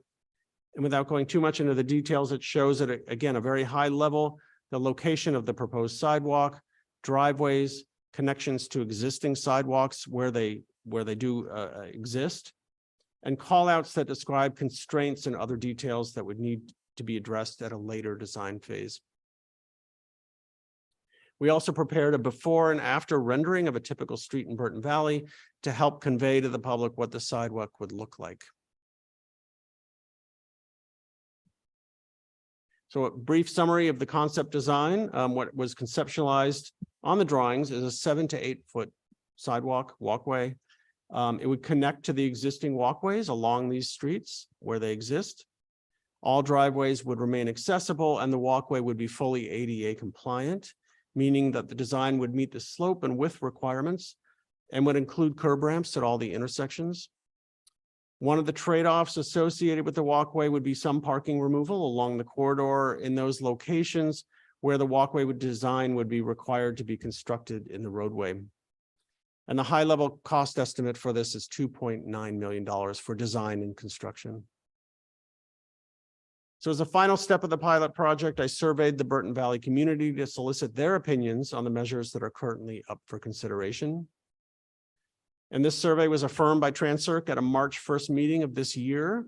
And the direction that I received from the commission was to prepare a survey that was easy to understand, but that also provides sufficient information to community members about the measures under consideration, including the potential trade-offs. Since the March meeting, I prepared and mailed a letter and survey to nearly 750 households in Burton Valley, located within the limits of the pilot study. I mailed the letter out on March 27th, and they were due back to me by April 17th. The letter provides basic background to the project and points to the project websites for those in the community that aren't aware of a lot of the details. It also provides a link to the rendering of the sidewalk and some narrative about the assumptions about the trade-offs. The survey document itself was intended to be simple. It provided space for residents to check off whether or not each of the 3 measures should be retained or removed, and included a simple yes/no question about whether or not the city should pursue further design of the sidewalk. And finally, an open-ended question on the survey allowed respondents to provide additional information about traffic safety in Burton Valley. And again, these were the measures that residents were indicating their opinion on. The survey results are shown here in this table, which shows the number and percentage of votes for and against each of the measures and the sidewalk design. Generally, the community supports the speed humps, but would like to see the delineators removed at the end of the humps. Additionally, there's a desire to remove the part-time parking restrictions and for the city not to pursue a continuation of sidewalk design. So my recommendation is aligned with the results of the survey, and which are shown here. The speed humps would be retained and the delineators would be removed. And because the delineators would be removed, we would extend the speed humps to the gutter. In addition, the part-time parking restrictions would be removed and the city would not pursue a permanent sidewalk in Burton Valley at this time. In my opinion, this represents a balanced compromise. It reflects the values of the community, but it still represents an improvement in safety in the community. All of the installed traffic calming measures that encourage slower and safer driving would remain. And the data collection effort did show that vehicle speeds were greatly reduced as a result of these measures. The only measure that would be removed from the streets today would be the part-time parking restrictions, and the sidewalk would not be pursued. And with that, I will take any comments, questions. Okay, thank you very much. The way we'll proceed is we'll have questions from the council. And then we'll open it to public comment, and then we'll bring it back for comments and discussion for the council. So are there questions? Councilmember Geringer. So first of all, thank you, Patrick. And as you said, you came in sort of mid, maybe closer to the end of the process. And I think that you've worked well with the community in bringing it forward. I did have a question about where did we get input or were the schools included in any of the evaluation pieces? I did talk to the principal at several points during the school year this year, and it helped with a lot of the communication effort at the beginning of the school year about the part-time parking restrictions, which were already in place at that point. And she didn't offer a whole lot of input in terms of the existing traffic calming efforts. There were some issues with pickup and drop off, but on the school property itself. But from what I understand from her and from my observations, a lot of the issues in terms of vehicle queuing along Marywood was resolved by this school year. Okay, and then I had a question, and I don't know, within the data, do we have a sense of why the numbers might have gone down for cyclists and pedestrians within the and drivers? Yeah, sort of considering we're coming out of the well, we're still apparently coming out of COVID and the pandemic, but any sense from the data on why, or in any conversations with the principals? I don't have, I did talk to the principal about that, and I don't have a good answer for that. Okay, I might have other questions after, but thank you.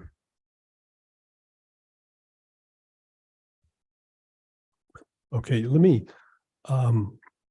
you mentioned that the 85th percentile speed went from 32 to 27. So to a lay person, that sounds fantastic. But for a professional, how would you evaluate that degree of change? And what impact do you think it has on safety in the neighborhood? That is a great success story. 32 miles an hour for a 25 mile an hour speed limit, posted speed limit is high. So we brought those down by 5 miles an hour. That's collectively throughout the neighborhood, of course. So each street had different starting and ending points. But the reduction in vehicle speeds is a great success story for safety, right? And for pedestrians and cyclists as well. I consider that to be a great success, and it has a lot to do with Mike's citing of where the speed humps are located, making sure that there's consistent expectation of speed humps along the corridors. Collectively, I think that Burton Valley is much safer today than it was 2 years ago. Okay. Would you have expected with the lower speeds that there would be more pedestrians and bicycles than there were when the trial began, when the pilot began? I would have expected that, except that the part-time parking restrictions still didn't come with any physical separation between bicycles, pedestrians, and drivers. So, I did go out to the site several points for pickup time in the afternoon and watched students kind of disperse through the neighborhood. A lot of students kind of collectively walk across Indian Way and over to Silverado rather than going up and down Marywood. So I would say that in the future, probably what we would want to do is work with parent groups to identify preferred routes to school, so that we can be informed a little bit more about how parents are taking their kids to and from the schools. Okay, thank you very much. Questions? Yes, Councilmember Gare. Just to add on to Mandel. Carl's, the speed humps all did it, but it did the striping itself changed pretty dramatically too. I think would you say that really helped with the safety around Burton Valley as well? Oh, yeah. Yeah. Yeah, I mean, narrowing the lanes on Silverado, or it's just a simple striping, but it did go from 12 feet to 10 feet, which visually makes the road look narrower and drivers do go slower. Thanks. Councilmember Quack. Yeah, I did actually have a clarification question regarding the study that was conducted in March. You said it went to 750 households in the survey area. So was that where are the 750 households? Was that within where the work was performed, or does that include all parents and students of the school? It was where the work was conducted. So it was a large circle around Burton Valley, and roughly I included streets that had to use streets that have these measures to get into or out of their homes. Okay, but the lens was not like the parents of the school. It was more where the work had been performed. Correct. A smaller universe than all students. Yes. Okay, thank you. All right, we'll open for public comment. City Clerk Robbins, do we have speaker slips? We do, and we will start with Beth Falkson, followed by William Falkson. So William Falkson will have 6 minutes. Okay, Mr. Falkson, welcome. Hi. I'm Bill Falkson, speaking on behalf of Burton Valley Safe Streets, a coalition of 415 Burton Valley residents who have been working for 2 years to make their neighborhood safer while at the same time preserving its character. Do not listen to me tonight. Listen to my fellow residents. On March 1st, they wrote 300 pages of letters to the Trans-Circ Commission expressing their opinions and demonstrating their amount of research, data collection, and analysis in Burton Valley. Those letters are enclosed in your packets. I doubt you want to hear from those folks again tonight, but if necessary, I can message all of them and ask them to zoom in. We come here to urge you to unanimously approve of the city staff final recommendations of the Burton Valley pilot study. Near the end of the city council meeting on August 23rd, 2021, Vice Mayor Dawson requested city staff to bring back data that demonstrated the need, success, or failure of any pilot study measures. Tool design must have collected 10,000 pages of raw data, which, when distilled down, showed that prior to the pilot study, the average speed in this 25-mile-an-hour neighborhood was 26. It also showed that each of the 4 entrances to the school averaged only 17 kids walking or biking per day. After the pilot study, the average speed had been reduced to 21 miles an hour. Other numbers remain the same. The data you requested showed that there was not a big speeding problem to begin with, nor was there a high volume of cars interacting with kids walking or on bikes. The pilot study did achieve a 5-mile-an-hour reduction in speed. Councilmember Kwok, you often ask questions regarding fiscal responsibility and efficiency. The city has now spent at least $250,000 to discover 2 things. 1, there was no major speeding problem to begin with, and 2, speed bumps reduced speeds here by 5 miles an hour. Had city staff listened to my 400 friends and neighbors 2 years ago, you could have learned this information for free. This is the 2nd time in 2 years that city staff has recommended against a protected pathway. We cannot imagine that you would want to spend more time, money, and manpower on this twice rejected issue. Councilmember Geringer, we know that you are dedicated to the build out of some type of protected pathway from one end of town to the other to connect all neighborhoods. We also keep hearing the argument that kids need a protected pathway from Burton Valley to downtown and BART. Burton Valley's wide streets already have pathways on both sides for all to use. These pathways have a perfect safety record. While there may be reasons for young kids to ride bikes downtown, we wonder why someone who feels Burton Valley is dangerous would want their children riding downtown, and why to BART. According to the LRSP, downtown is one of the most dangerous traffic areas in Lafayette, not Burton Valley. The LRSP indicates that your effort should be focused on downtown and on other busy arterials. Councilmember Candell, thank you for listening and coming to understand that the original proposals put forth 2 years ago by the so-called professionals would knowingly violate the civil rights of people with disabilities under the ADA laws. To this day, proposals are still being floated that would have the exact same civil rights violations. No one has ever proactively reached out to the disabled community to engage them in any conversation about a protected pathway.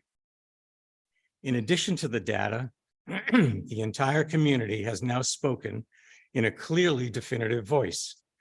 In a vote, the community voted by 2/3 majority for the recommendations in front of you. You may hear that this was not the appropriate forum for a vote to be taken, but according to page 17 of the current Lafayette Traffic Calming Manual, it certainly is legitimate and has precedent. Don't be fooled by another Trumpian big lie. This was not a rigged election. We are asking you to not just consider the vote count, nor to simply consider the data.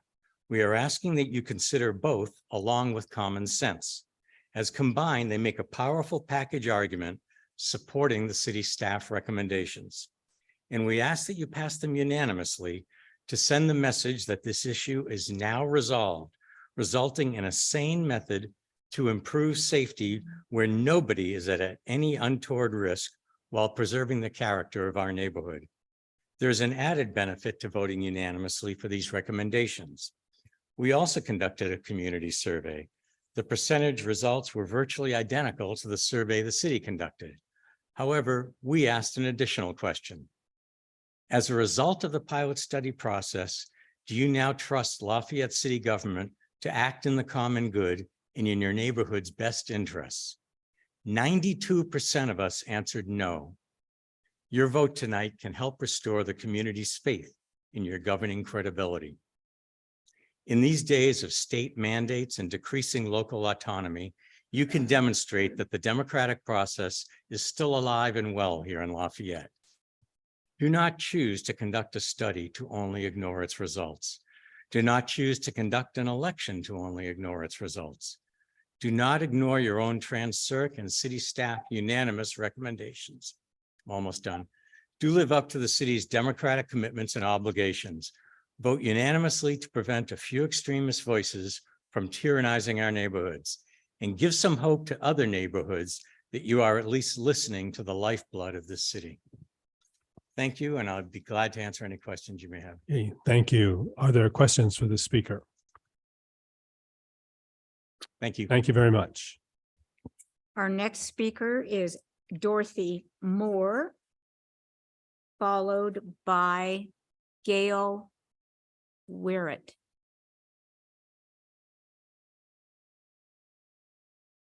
Welcome, Ms. Moore. Hello, hi. I'm Dorothy Moore. I live at 583 Silverado. I'm also representing Burton Valley Safe Streets. It's my pleasure to speak to you on this topic. I was actually on a committee in the 1990s to try to get speed humps in our neighborhood, and I'm one of the people that's very happy about them. I think we've actually done a lot to make the streets safer, especially the narrowing of the street with the striping. That was really a great addition. I want to encourage you to vote in agreement with the proposed package ratified by the Trans-Circ last week, namely keep the speed humps, extend them to the curbs, remove the plastic bollards, remove the no parking or part-time parking signs, and stop further consideration of a sidewalk or class 4, whatever we're calling this shape-shifting pathway. The last 2 years have presented many learning opportunities for us as a city. Going forward, I hope we work towards a fair process for nominating and selecting traffic projects that are based on city policy and engineering design, and not necessarily on cookie cutter quick build installations. Projects should be based on community support across all age groups. Data and equity should drive decision-making. One person who's a professional in a field should not have a megaphone that appears to be a fast track to City Hall. The loudest voices should not be the only ones heard. We ask that going forward, there be more transparency in the process of selecting and implementing traffic calming and safe routes to school projects. Although I have to say in Burton Valley, we feel enough is enough. Regarding safe routes to school in Vision Zero, I need to point out that neither of these platforms mandate a protected pathway. In the case of Burton Valley, many of us feel that a class 4 type pathway or sidewalk that constrains junior bicyclists and pedestrians to a narrow pathway is not safer than what we have now. To the contrary, the data collected by the city shows that Burton Valley is safe and that our children are safe walking to school. Isn't this the goal of Vision Zero and safe routes to school? We should all congratulate ourselves on the changes that have been made. Not everyone is happy with them, but that is the way change in democracy often occurs. We should celebrate the traffic calming measures that we have been made and go forward. Thank you again, Council, for voting to adopt. Okay, thank you. Are there questions for the speaker? I have a question for you, Patrick. Are there other safe route to school recommendations that are still outstanding with respect to Burton Valley? There may be a few. The Burton Valley tool report that was done was not as extensive as the other schools because of this project. Right. So it was kind of like an adjunct to this project. Okay. I think there are a few little minor tweaks that still need to be done. Okay, thank you.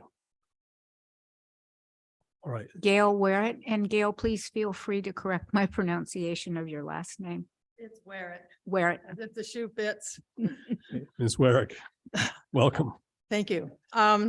I'm going to read this, even though I stood before classes of fourth grade students for many years, but I want to make this very clear about the future of our neighborhood. I have been a resident of Burton Valley since 1971.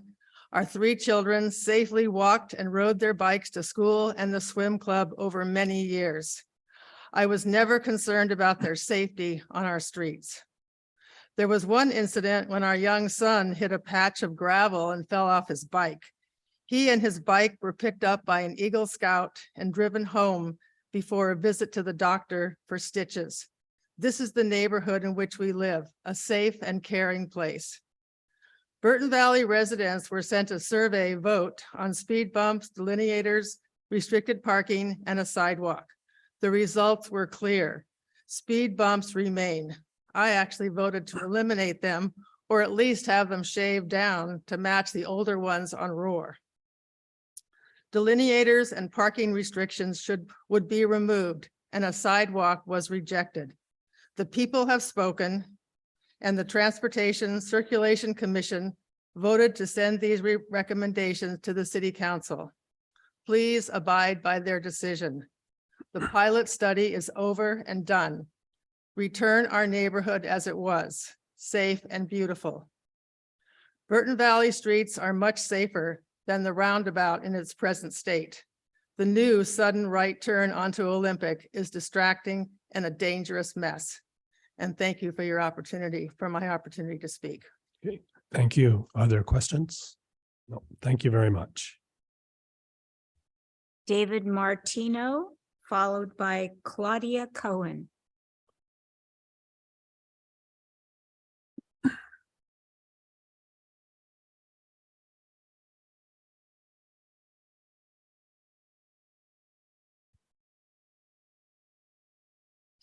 Mr. Martino, welcome. Thank you. My name is Dave Martino. I live in Marywood Drive. I've been living there since 1977. I'd like to address the issue and support of the staff recommendations and the Transportation Committee recommendations for the improvements that we made here. I think it's been very safe. But would I like to take a little bit of time to address the issue of the perception of sidewalk and its improvement in safety in Burton Valley. I don't think it's supported by data. The Vision Zero requires that no project should be considered without data to justify it. There is no supporting data or justification that indicates the project sidewalk is needed to improve pedestrian safety in what is already a very, very safe neighborhood, as it's been further mentioned. In fact, I believe the project as delineated in the tool design group drawings would have just the opposite effect. We would see significantly reduced parking, 90 spaces by my count. Pedestrians unable to walk on both sides of the street as they can now, bicycling on both sides of the streets as they can now. They wouldn't be able to do that. Cyclists would be forced to ride in the vehicular traffic lanes. Now I'm talking about not just child cyclists, but adult cyclists. There's a lot of people in our neighborhood that ride bicycles. And you're effectively narrowing the traffic lanes with parking now restricted to one side and a sidewalk on the other. Again, a very dangerous situation. So we'd have increased pedestrian hazards crossing traffic lanes when parking is restricted to the one side and more. Now, I want to also address the issue of the study itself. As a retired partner with a 1,300 person architectural and engineering firm, I'm going to address the issue that I believe the cost estimates regarding these sidewalks are significantly low. They do not address the account for escalation. They don't come close to reflecting all the challenges that the project would need to address, including ADA impacts on the street itself. The street would have to be totally rebuilt. Plus the realities of the project would be while being implemented on the safety and security of the neighborhood while under construction. Finally, I believe that the city of Lafayette would see significant pushback from our neighborhood should you go ahead and keep considering this idea of a sidewalk that is deemed improvement over what we have now. Thank you. Thank you. Are there questions for the speaker? Okay, thank you very much. Ms. Cohen. Ms. Cohen will be followed by Jeff Moore. Hi, good evening. I'm Claudia Cohen. I live in Burton Valley on One Burr Court. Dear council members and staff, thank you for your time. I speak to you tonight as a dog walker, a cyclist, a pedestrian, a hiker, a swimmer, and a driver. As you know, the community of Burton Valley has gone through the one-year pilot study and a binding survey for Burton Valley residents. By all measures, the pilot study was a success, also from a Vision Zero perspective. Following the tenets of Vision Zero, the city added speed bumps in Burton Valley and successfully reduced speeds, collected data before, during, and after the pilot study, engaged the community, and kept car-caused injuries and deaths at zero. The one tenet of Vision Zero that was not followed was the focus on high injury network, of which Burton Valley is not a part.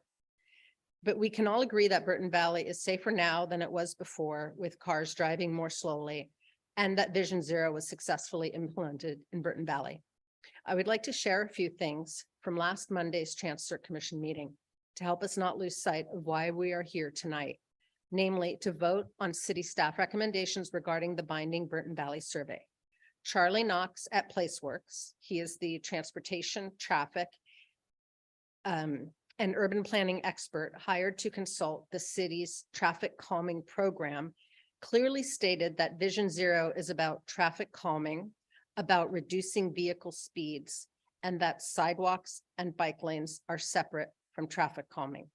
He also mentioned 50% of the residents of a city block or a side of the street as the threshold needed to bring up problems to the city. This 50% majority threshold would prevent one or two people from bringing up a problem that doesn't exist. And he noted that is exactly what happened in Burton Valley. Mr. Knox is also in favor of keeping community character, regardless of how much money a city has to spend. Finally, he mentioned that Vision Zero dictates that high collision areas have priority, and Burton Valley is clearly not that. I find somewhat curious the claim by some to want to protect the most vulnerable, since one person claiming to do so stated at the August 23rd, 2021 City Council meeting that it's essentially better for the city to handle a few ADA lawsuits in order to implement safety. Violating the ADA doesn't sound like protecting the most vulnerable to me. Finally, I would like to remind us all about the democratic process. In the fine tradition of California government, the government allows the community to express its opinion via forums just like this. This is a legitimate part of the process. City government does not have legitimacy if it does not have the buy-in of the community. With respect to the binding Burton Valley survey, the community has voted. Please listen to hundreds of residents of Burton Valley, to the vast majority of the community, and not to the voices of a few. Please vote yes to support staff's recommendation and Transcerc's unanimous vote on the survey results. Okay, Thank you. thank you. Are there questions for the I do. speaker? Hey, Claudia, 1 second. Sorry about that. So you quoted the tool report person saying 50% of neighbors should. Not tool report. He was, he's at PlaceWorks and Okay, he's PlaceWorks. been apparently, Patrick, help me here, a consultant to work with the city's traffic calming program. And so he's working on we're helping the city work with new traffic calming. So this is taken from his comments at his presentation at last Monday's Chancellor. Okay, thank you. Thank So you. he mentioned the 50% majority threshold several times. Appreciate that. Thank you. Okay, are there other questions? That was around 2 hours and 36 minutes. Okay, Mr. Moore, welcome. I'm Jeff Moore. I live at 538 Silverado. I had conducted my own personal study of the traffic calming both before and after the pilot. I might be able to give some light that what I found was that the drop off in bicyclists and pedestrians was even greater than what the tool group found. The tool group was measuring the amount of traffic right by the school, and it was picking up people that were basically, a number of them were in fact being picked up or dropped off. And so that they were not really involved with active transportation. One might wonder why, what the drop off was. My conjecture is it's probably COVID related. A lot more people were home earlier in the pandemic, and they were walking with their kids to school more often. That's probably the cause of the drop off, in my estimation.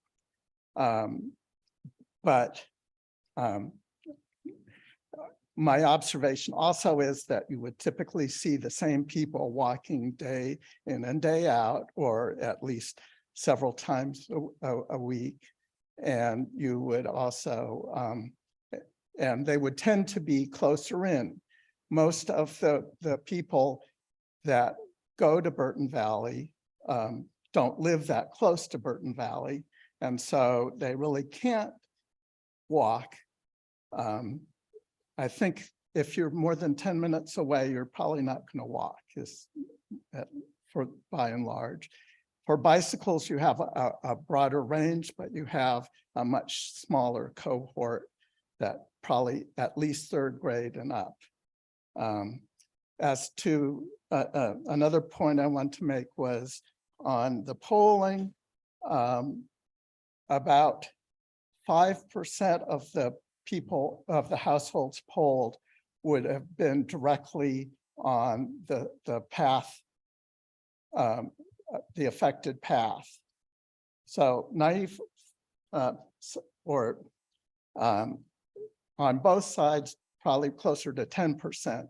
This area encompassed a large part of Burton Valley, but it's not stuff outside, north of Glenside or St. Mary's.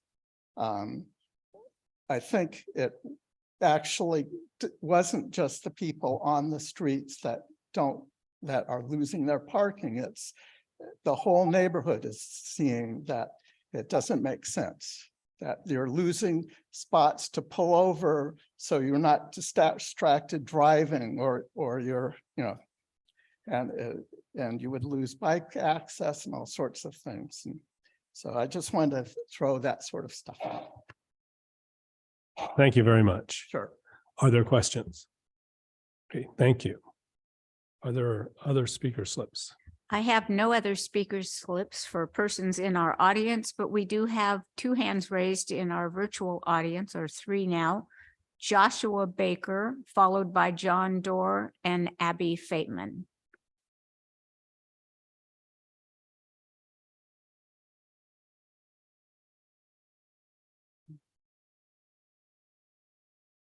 Hello, can you hear? Yes, we can hear you.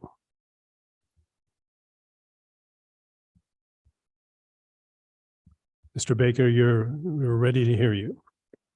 Hello, my name is Joshua Baker. I live at the corner of Marywood and Sandalwood. Unfortunately, I've spoken to you before on this issue, and I say unfortunately only because I think it's ludicrous how long this has now gone on. I do consider myself to be one of those vulnerable residents that are being discussed here, as I am permanently disabled and I live sort of at ground zero of this project. In the words of one of our residents, isn't it ironic that this group is claiming it would be undemocratic at this point to consider the binding vote of a huge swath of our community? And in actual fact, of course, that's not irony, but it is Orwellian to suggest it, as are claims of bullying and harassment from a small group of people who are consistently refusing to take no for an answer, constantly morphing their requests, advising the council to ignore its advisors and lawyers, trampling the rights of the elderly and the disabled, and castigating any one of the many, many people who dare to stand in their way by insinuating that anyone in opposition is essentially complicit in traffic-related child deaths. So let's be clear. There was never any reason for this debacle. And to whatever extent any did exist, it is certainly addressed by the speed bumps and the existing results that are documented here. There's no reason now to continue beating the dead horse and disrupting and alienating the neighborhood further. You've heard it to death. You've gathered data which confirms that nothing else is needed. You have a Democratic landslide vote confirming it's unwanted. And you have a unanimous Trans-Cert Committee vote recommending that everything except certain speed bumps be restored to their prior state. I'm sorry that somehow for this group, almost everyone in Burton Valley and literally everyone on the Trans-Cert Committee isn't enough to convince them, but objectively, it is enough. Enough is enough. It's time to move on. Please approve the committee's recommendations unanimously. And then once you've done that, do absolutely nothing involving traffic in Burton Valley until we have had a chance to heal, which I can assure you from talking to my neighbors will take a very, very long time. Please approve the recommendations as they stand. Thank you. Okay, Mr. Baker, thank you. Are there questions for the speaker? Okay, thank you very much. Next speaker is John Doerr. Can you hear me now? Yes, we can. Okay. I'm John Doerr. Thank you for your time tonight. You've heard me before. The Traffic Calming Committee I was on over 20 years ago with my late wife came up with the restriping and delineation for the sidewalks, the crosswalks, and we ended up putting a paddle in. Speed bumps were considered, but they were going to be lower like roars. I still think the ones on Marywood are too high, but I'll go with the recommendation to keep them. Our kids' safety are very important to all of us. We really do need to see a policeman once in a while in Burton Valley during school hours. When I get up and make coffee in the morning and the parking guard parks in my driveway, and I'm happy to have him do that. I asked him to, so he didn't block the street. I can watch the cars come down, and between school hours and after school hours, everybody coming out of Burton Valley School, probably 80 to 90% do not make the right turn or stop at that sign. It would go a long way to have a little, just a policeman be seen for that right turn and for cell phone use so they pay attention to the kids. That's where we need safety during school hours. I urge you to please vote unanimously to go with the staff recommendations and help us heal, as Mr. Baker has said, and end this madness and just leave us alone as a community to heal. We are a safe, nice community, and we want to stay that way. Thank you. Okay, thank you. Are there questions for the speaker? Okay, thank you very much. And our final speaker is Abigail Fateman, followed by Jamie Hessen.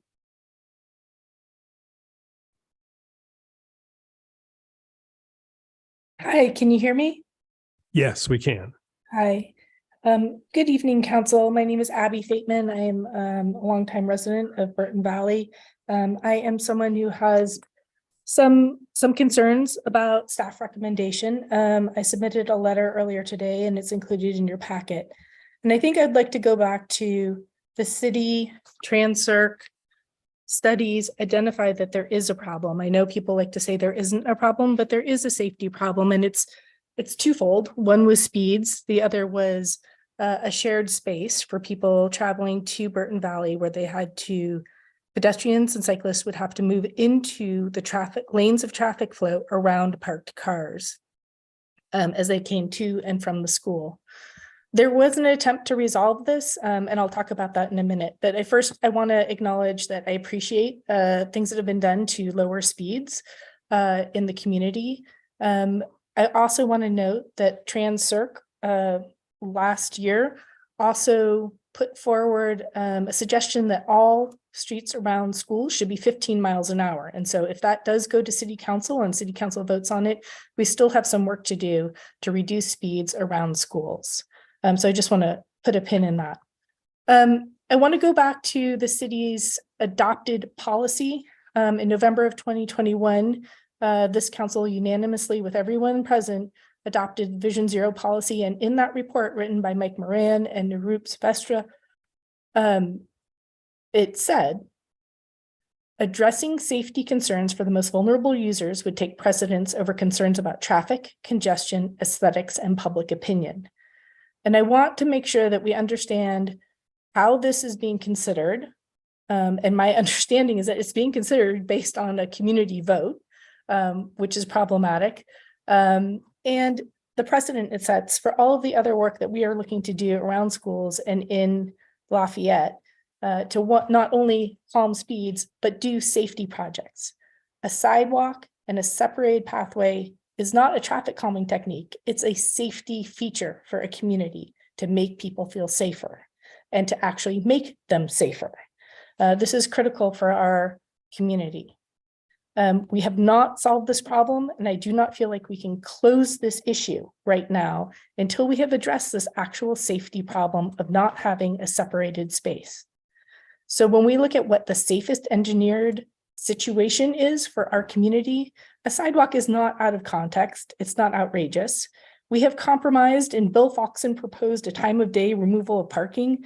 We went with that. We're trying it out. You know what? It's not good enough. There was not enforcement.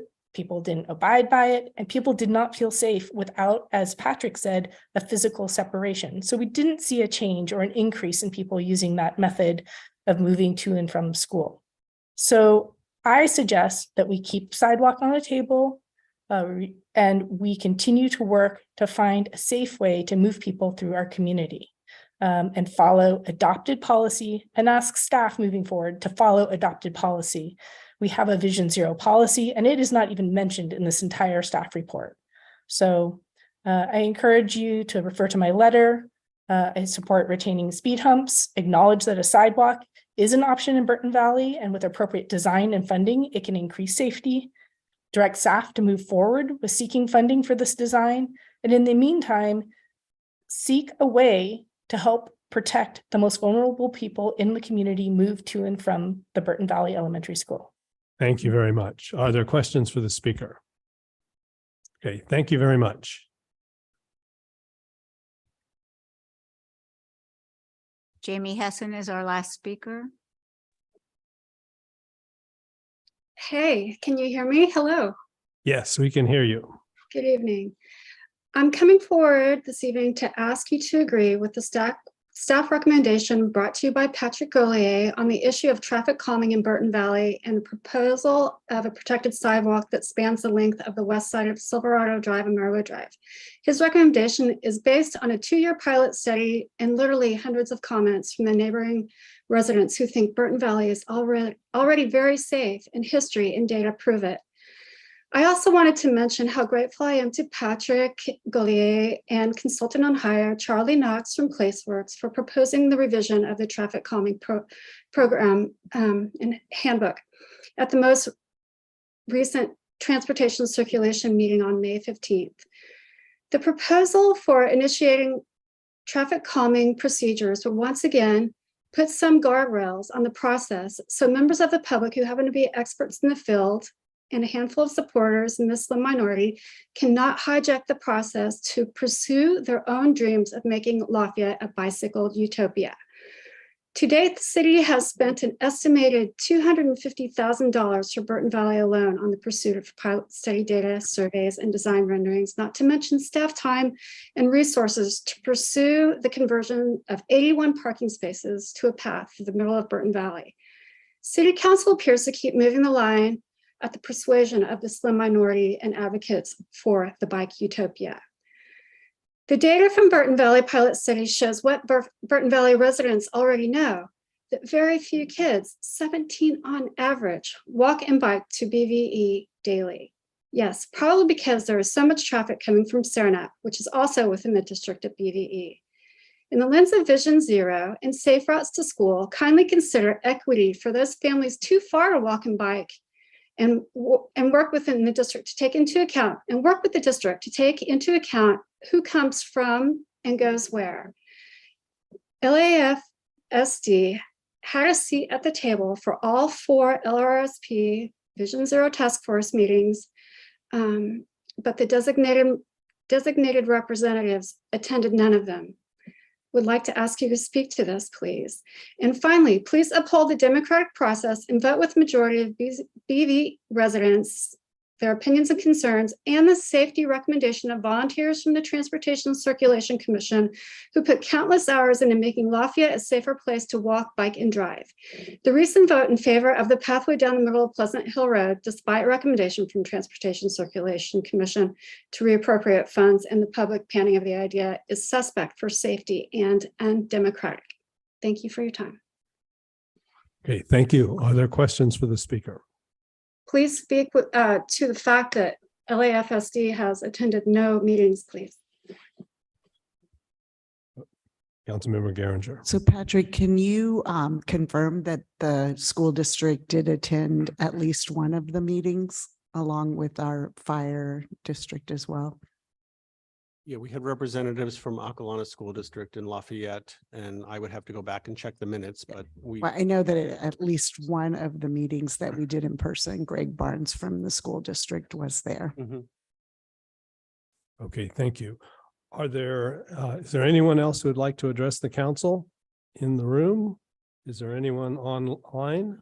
No one online, so we have no further speakers. Okay, we'll close the public comment, bring it back to the council for comments and discussion. Who would like to go first? Councilmember Kendall. I want to thank everybody who's been part of this. I really, really do. I think this has been a journey. It's been a marathon for some, and I do appreciate that everybody weighed in.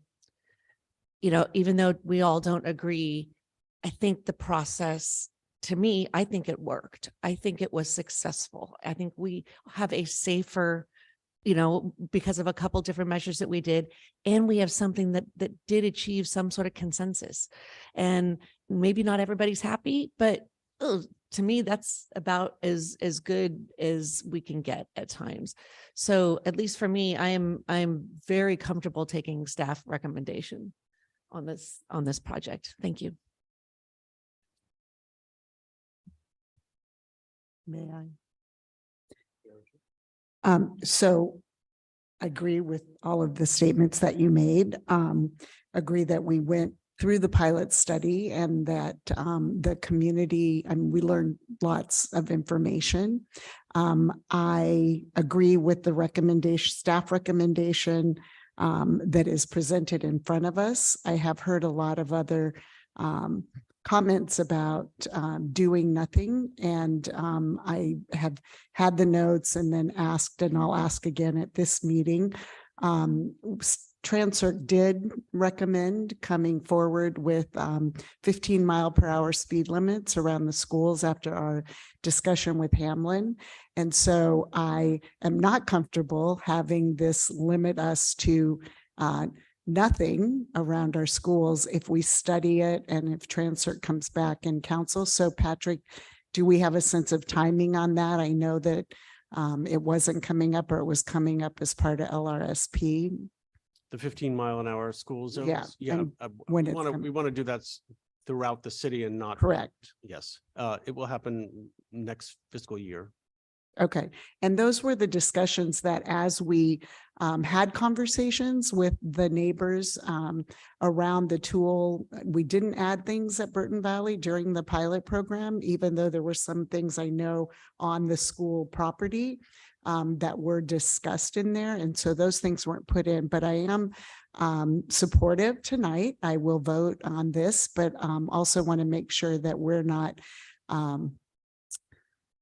committing to something that down the road is going to not meet expectations, because we do need to continue to look at those safety recommendations that have been made in previous studies and through our engineering and consultants. And so I want to be able to have that discussion openly and with the data that we have at the time. Well, let me just say that my reading of the staff recommendation doesn't foreclose what you're looking for. Councilmember Park. Okay, this is a hugely challenging issue for our community over the years. So I'm glad that and grateful for the work staff has done, our commissions have done, the public who've attended and who have been cordial recently. And I think that where I land on this is that this was a pilot to learn something. And what I think was successful learning was that some aspects was successful in terms of reducing speeds.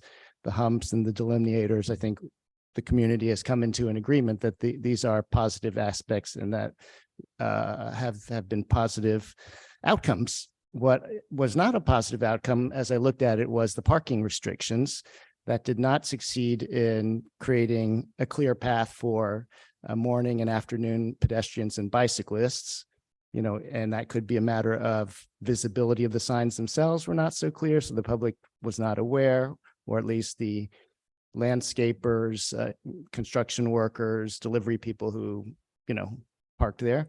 And I think once you have an obstruction, that became a problem. And then we, of course, don't have enforcement 365 days a year, everything along there. So I think that whole aspect of the parking restrictions was not successful. And therefore, we did not see an uptake of an increase in the accommodation we are trying to make for the public, which was to make an existing lane more passable. So I think that was not successful. And that's disappointing that we couldn't get like an easy win on that if it would have been the case.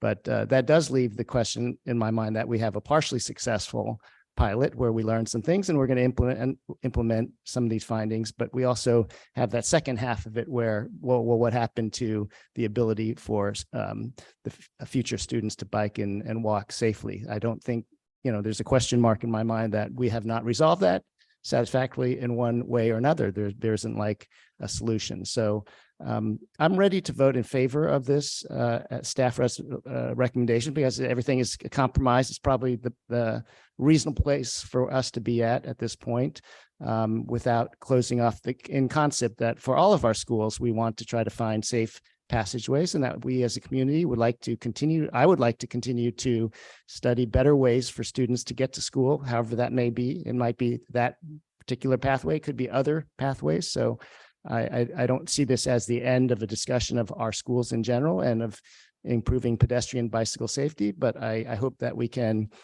move on from this chapter and close this chapter and keep moving on. And I do think that concept of the community needs to heal a little bit and try to find a path forward. And I think that's also important to me personally, that we don't let these tough conversations divide our community. So, in such a nasty way, I think that's very distasteful for me personally. I think it's important for us to work together as a community and try to heal and collaborate much more. So I would appreciate the public's willingness to work with people who don't have your viewpoints, but who I think hopefully share the same common goals of a better community and to be more cordial with each other. Thank you. Okay, well, thank you to everyone who contributed to the discussion on all aspects of the discussion, for, against, neutral. I think the outcome, the staff recommendation is the right one, and I support the staff recommendation. So I'm looking now for a motion to approve the 5-part staff recommendation. Okay, I'll do it. I make a motion that we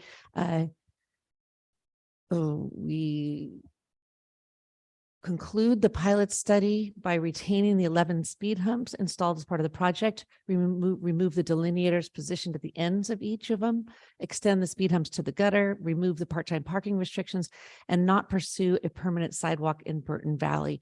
My question for process is, do we need to approve the money as well? It just said fiscal impact. Does that mean that we?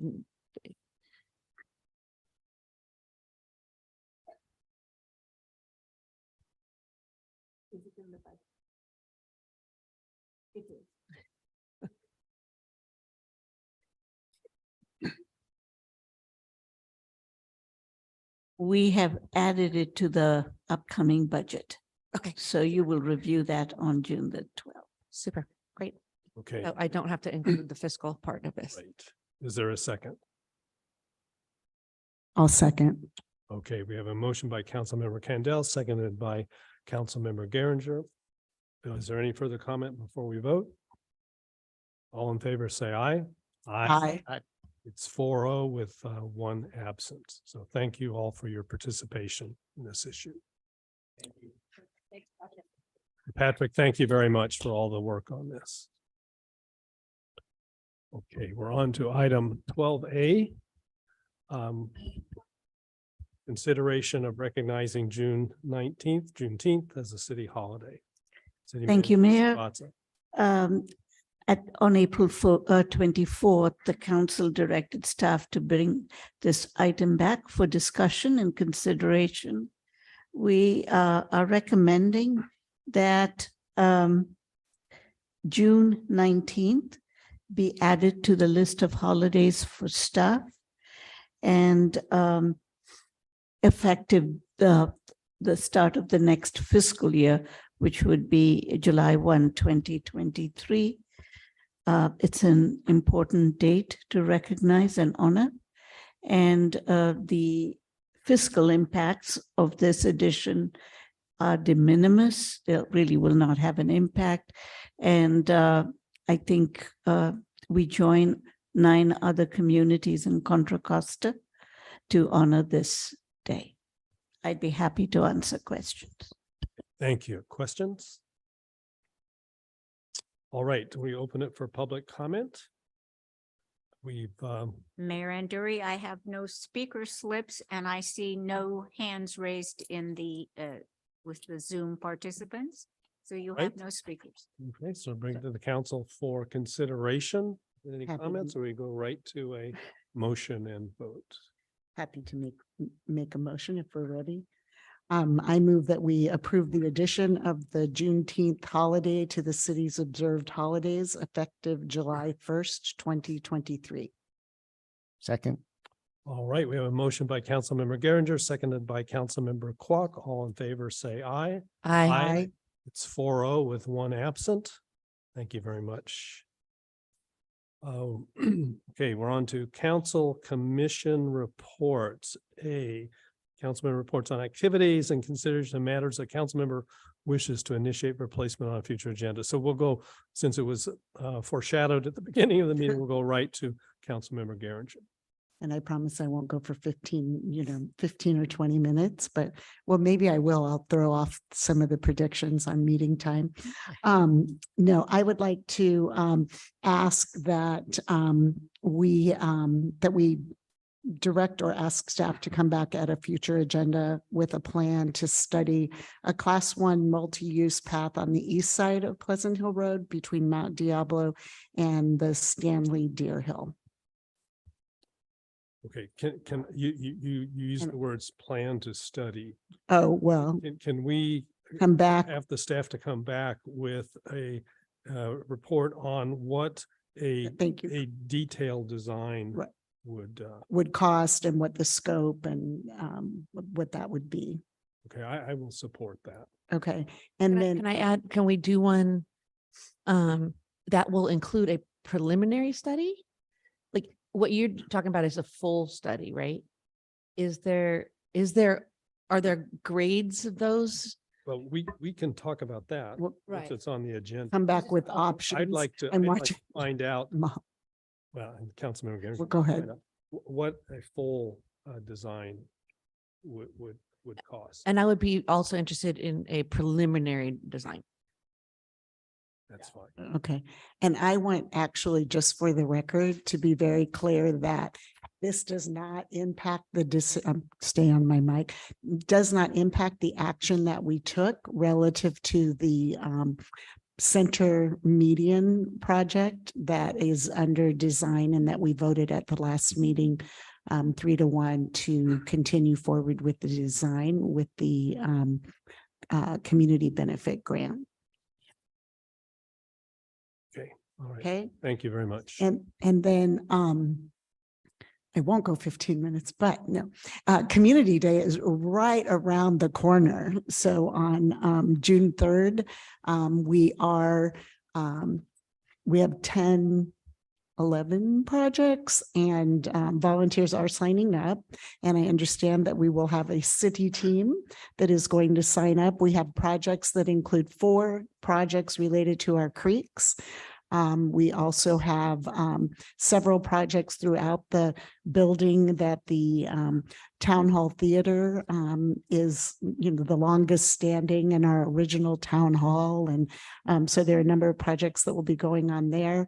We will, for our 175 plus celebration, have an art project, an interactive art timeline where members of the community will be able to note different aspects and what Lafayette means to them through art in a sustainable materials, and Grace Dixon is helping to lead that along with Eden, her daughter, and coordinating with the Youth Commission. So I just want to encourage everyone to sign up. For council members, encourage you to, I know Council Member Candell is on the Community Foundation as well and was a captain last year. Encourage everyone to sign up to volunteer. The mayor will be typecast in welcoming people to the Plaza Park. We will be raising the flag again. And then Suzanne Erla, our communications analyst, and the mayor will go around to various sites and take pictures and thank people for being out there. We'll come back to Plaza Park, a catered luncheon with all the smoke. Hopefully I have the new barbecue place in the barbecue place location. And we want to welcome them to the community and thank them. And as I noted last time, our legacy sponsor of Republic Services is joined this year as a premier sponsor with PG&E. And so we are very excited and look forward to seeing everybody there. Okay, great. Sorry. So on the one of the comments that was made in the last item actually was part of, not specifically related to the Burton Valley project, but was related to the traffic calming revision and update.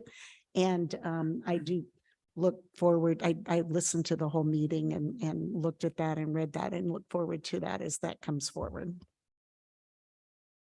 I realized we should have said before Patrick left that he organized a very successful bike to work Energizer station in the plaza, which got quite a few people. So we'll have to just pass that along to him. Thanks for doing that. Okay, I listened to the video such as it was of the last meeting and read the minutes, as particularly focusing on the discussion of the East Bay Mud Reservoir Tower. And I won't characterize my reaction to the discussion, but I was surprised by the East Bay Mud presentation and the lack of openness, let's say, to suggestions. And I appreciate what was said and the attempts. And Councilmember Kwok and I have spoken about this, and we're jointly would like to suggest that we put on the June 12th agenda the creation of an advisory task force of engineers, architects, and others within our community who could advise the council with respect to the reservoir tower and would help present a unified city approach to the East Bay Mud staff. I think it's going to be important, rather than the East Bay Mud staff having random conversations with people, that we get together and as we saw at the last meeting, we have great expertise within our community, and it would be great to get them on the same page and take advantage of their expertise.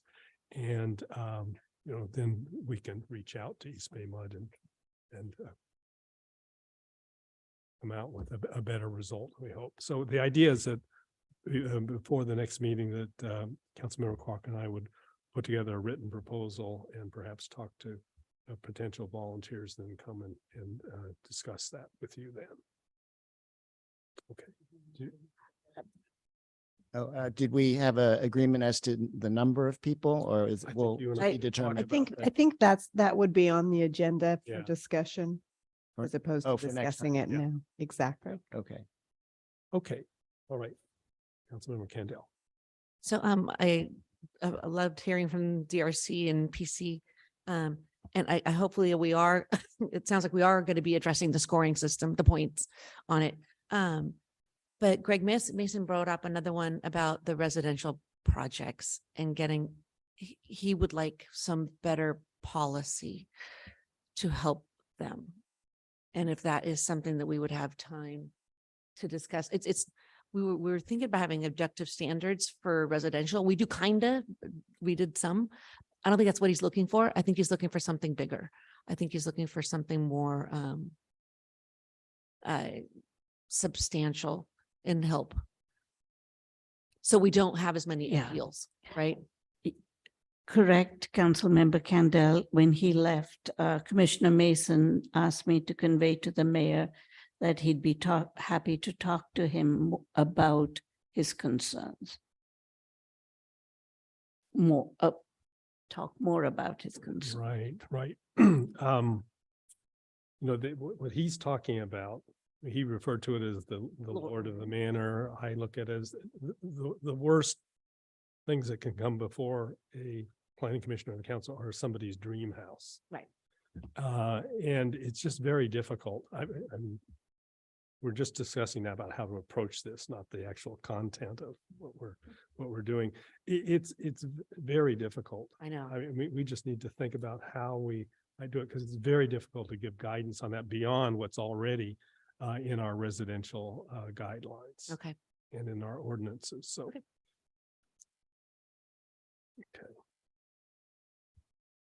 Any other reports?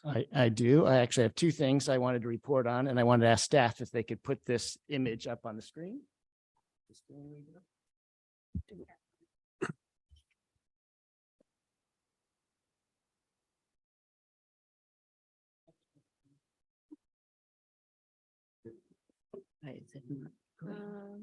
We have to switch it over. Should I tell him?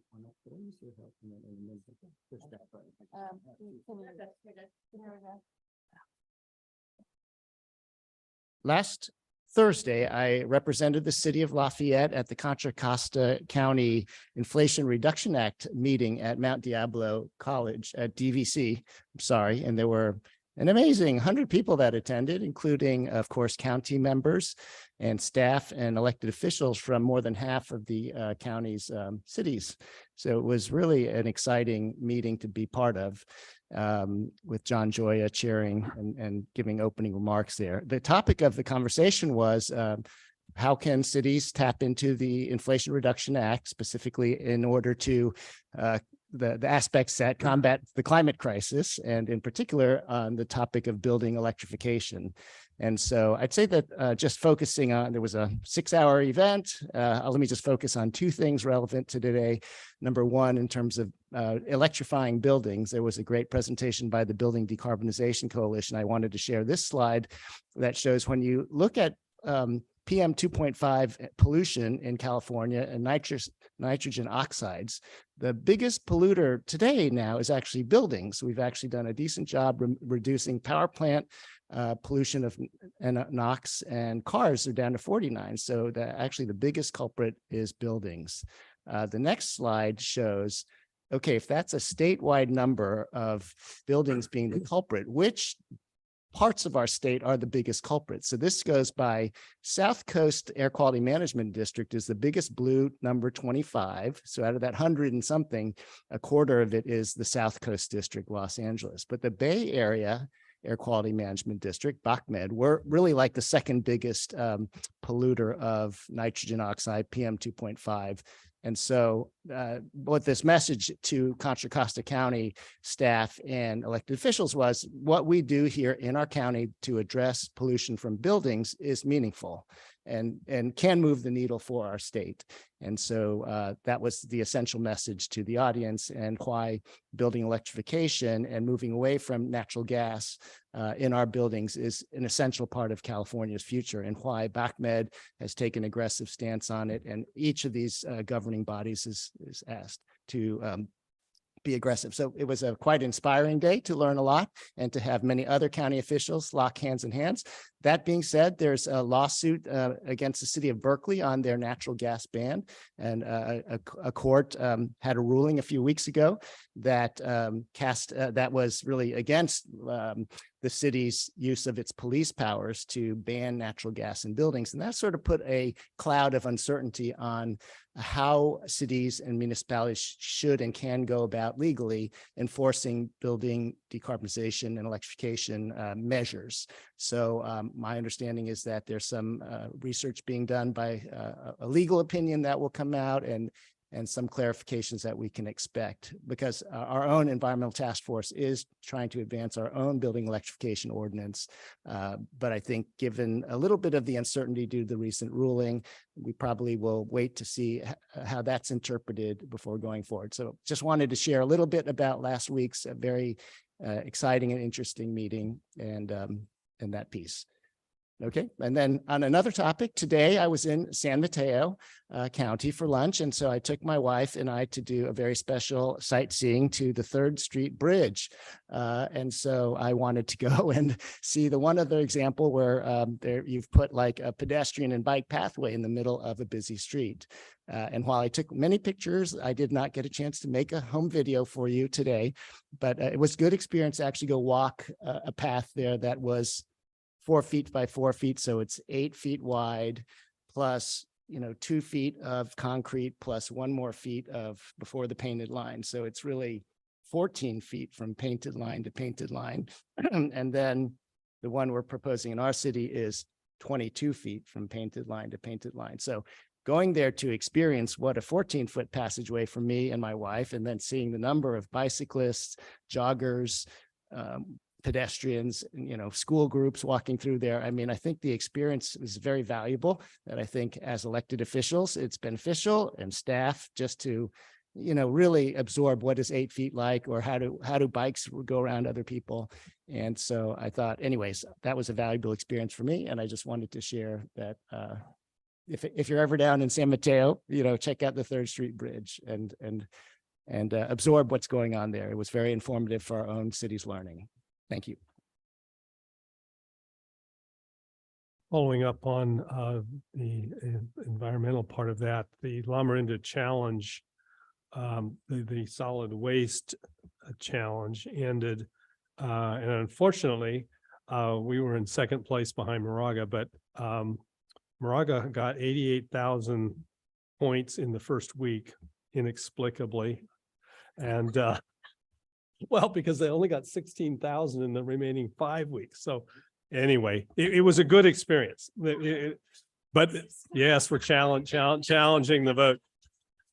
But Lafayette won 4 out of the 6 weeks and had the biggest increase in our score. And this is still ongoing for the rest of the year. So we still have to catch up with Moraga over the course of the year, not the solid waste challenge, but the entire challenge. And then just so everyone's aware, the Happy Valley Improvement Association has invited me and Brenna from the Environmental Task Force to speak at their annual meeting, which will be at the community garden. And the subject is going to be how you can use the act to get funds for and also they're going to form a team to take part in the La Miranda Challenge. So that's all positive. So the more we can, I mean, they reached out to us, but the more we can get in front of homeowners associations on all these things, I think the better it is. And then finally, since I missed the last minute, I just have to say, this is really old news, but the First Street Rain Garden dedication was great. And if you go there, if you haven't been there since the dedication, they've now installed the bench and the wooden covering, and it is, with those in there, it's fantastic. It is really a great addition to our downtown. Okay, anyone have anything else before we go on to our city managers update? Citizens Academy started this evening. We have 11 participants.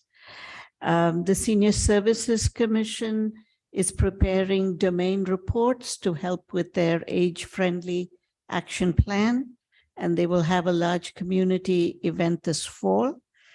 The Rec Department is gearing up for summer. We have over 200 individual camps. I mean, that's tremendous for a small town. And they will be offered over all the 11 weeks of summer. So, and finally, if you're in the community center, native flowers are in bloom. One more thing, on Saturday, the Lafayette Rotary honored longtime planning commissioner Dick Holt, who was one of the original creators or organizers of the concert at the Res. It was his dream. So this concert was in his honor, and the bands played Gershwin, his favorite musician. It was very well attended.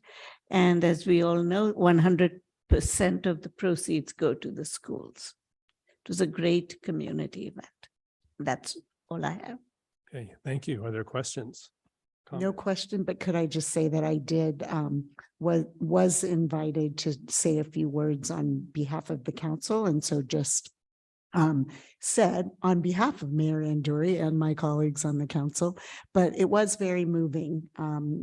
All of us have worked in varying degrees with Dick Holt, and Robin just, gave very meaningful comments, and it was very well attended. I want to say it seemed like one of the biggest ever. And of course, there were Norma Evans cookies. Okay, we're on to item 15C. Councilmember Kwok.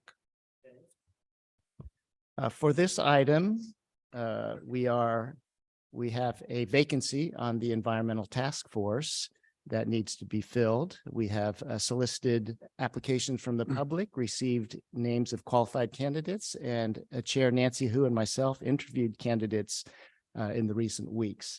Tonight we would, and both candidates were quite excellent, fortunately. So I would like to say that for tonight, I would like to recommend that the council move to appoint Scott Minden, who is a resident of our city and of 22 years. He's an attorney with Meta, to join our environmental task force. So I have a motion to do that. And as a FYI, as some of the current ETF members' terms come to expiration by June, there may be another vacancy. And so we will have another meeting to fill that vacancy in due course. But for this evening, the recommendation is to appoint Scott Minden to the Environmental Task Force. Okay, and you've made a motion. We can move that. So is there a second? I'll second that. There you go. All right. All right. Any discussion? Oh, a public comment? There's no public comment at this time. Okay, any discussion with the council? All in favor, say aye. Aye. So it's 4-0 with one absence. We're on to adjournment. And I'm just no, this is the last meeting before Memorial Day. And I would like to adjourn tonight's meeting in honor of 4 Gold Star mothers in Lafayette and in memory of their sons who died while in the service of our country. The Gold Star mothers are Yolanda Jolie Vega, Heidi Hanna, Liz Jeffries, and Kathy Dexter. The sons are Jonathan Antonio Vega Yellner, Taylor Hanna, Adrian Jeffries, and Kevin Clark Dexter. So we adjourn in their honor and in their memory. The meeting is adjourned.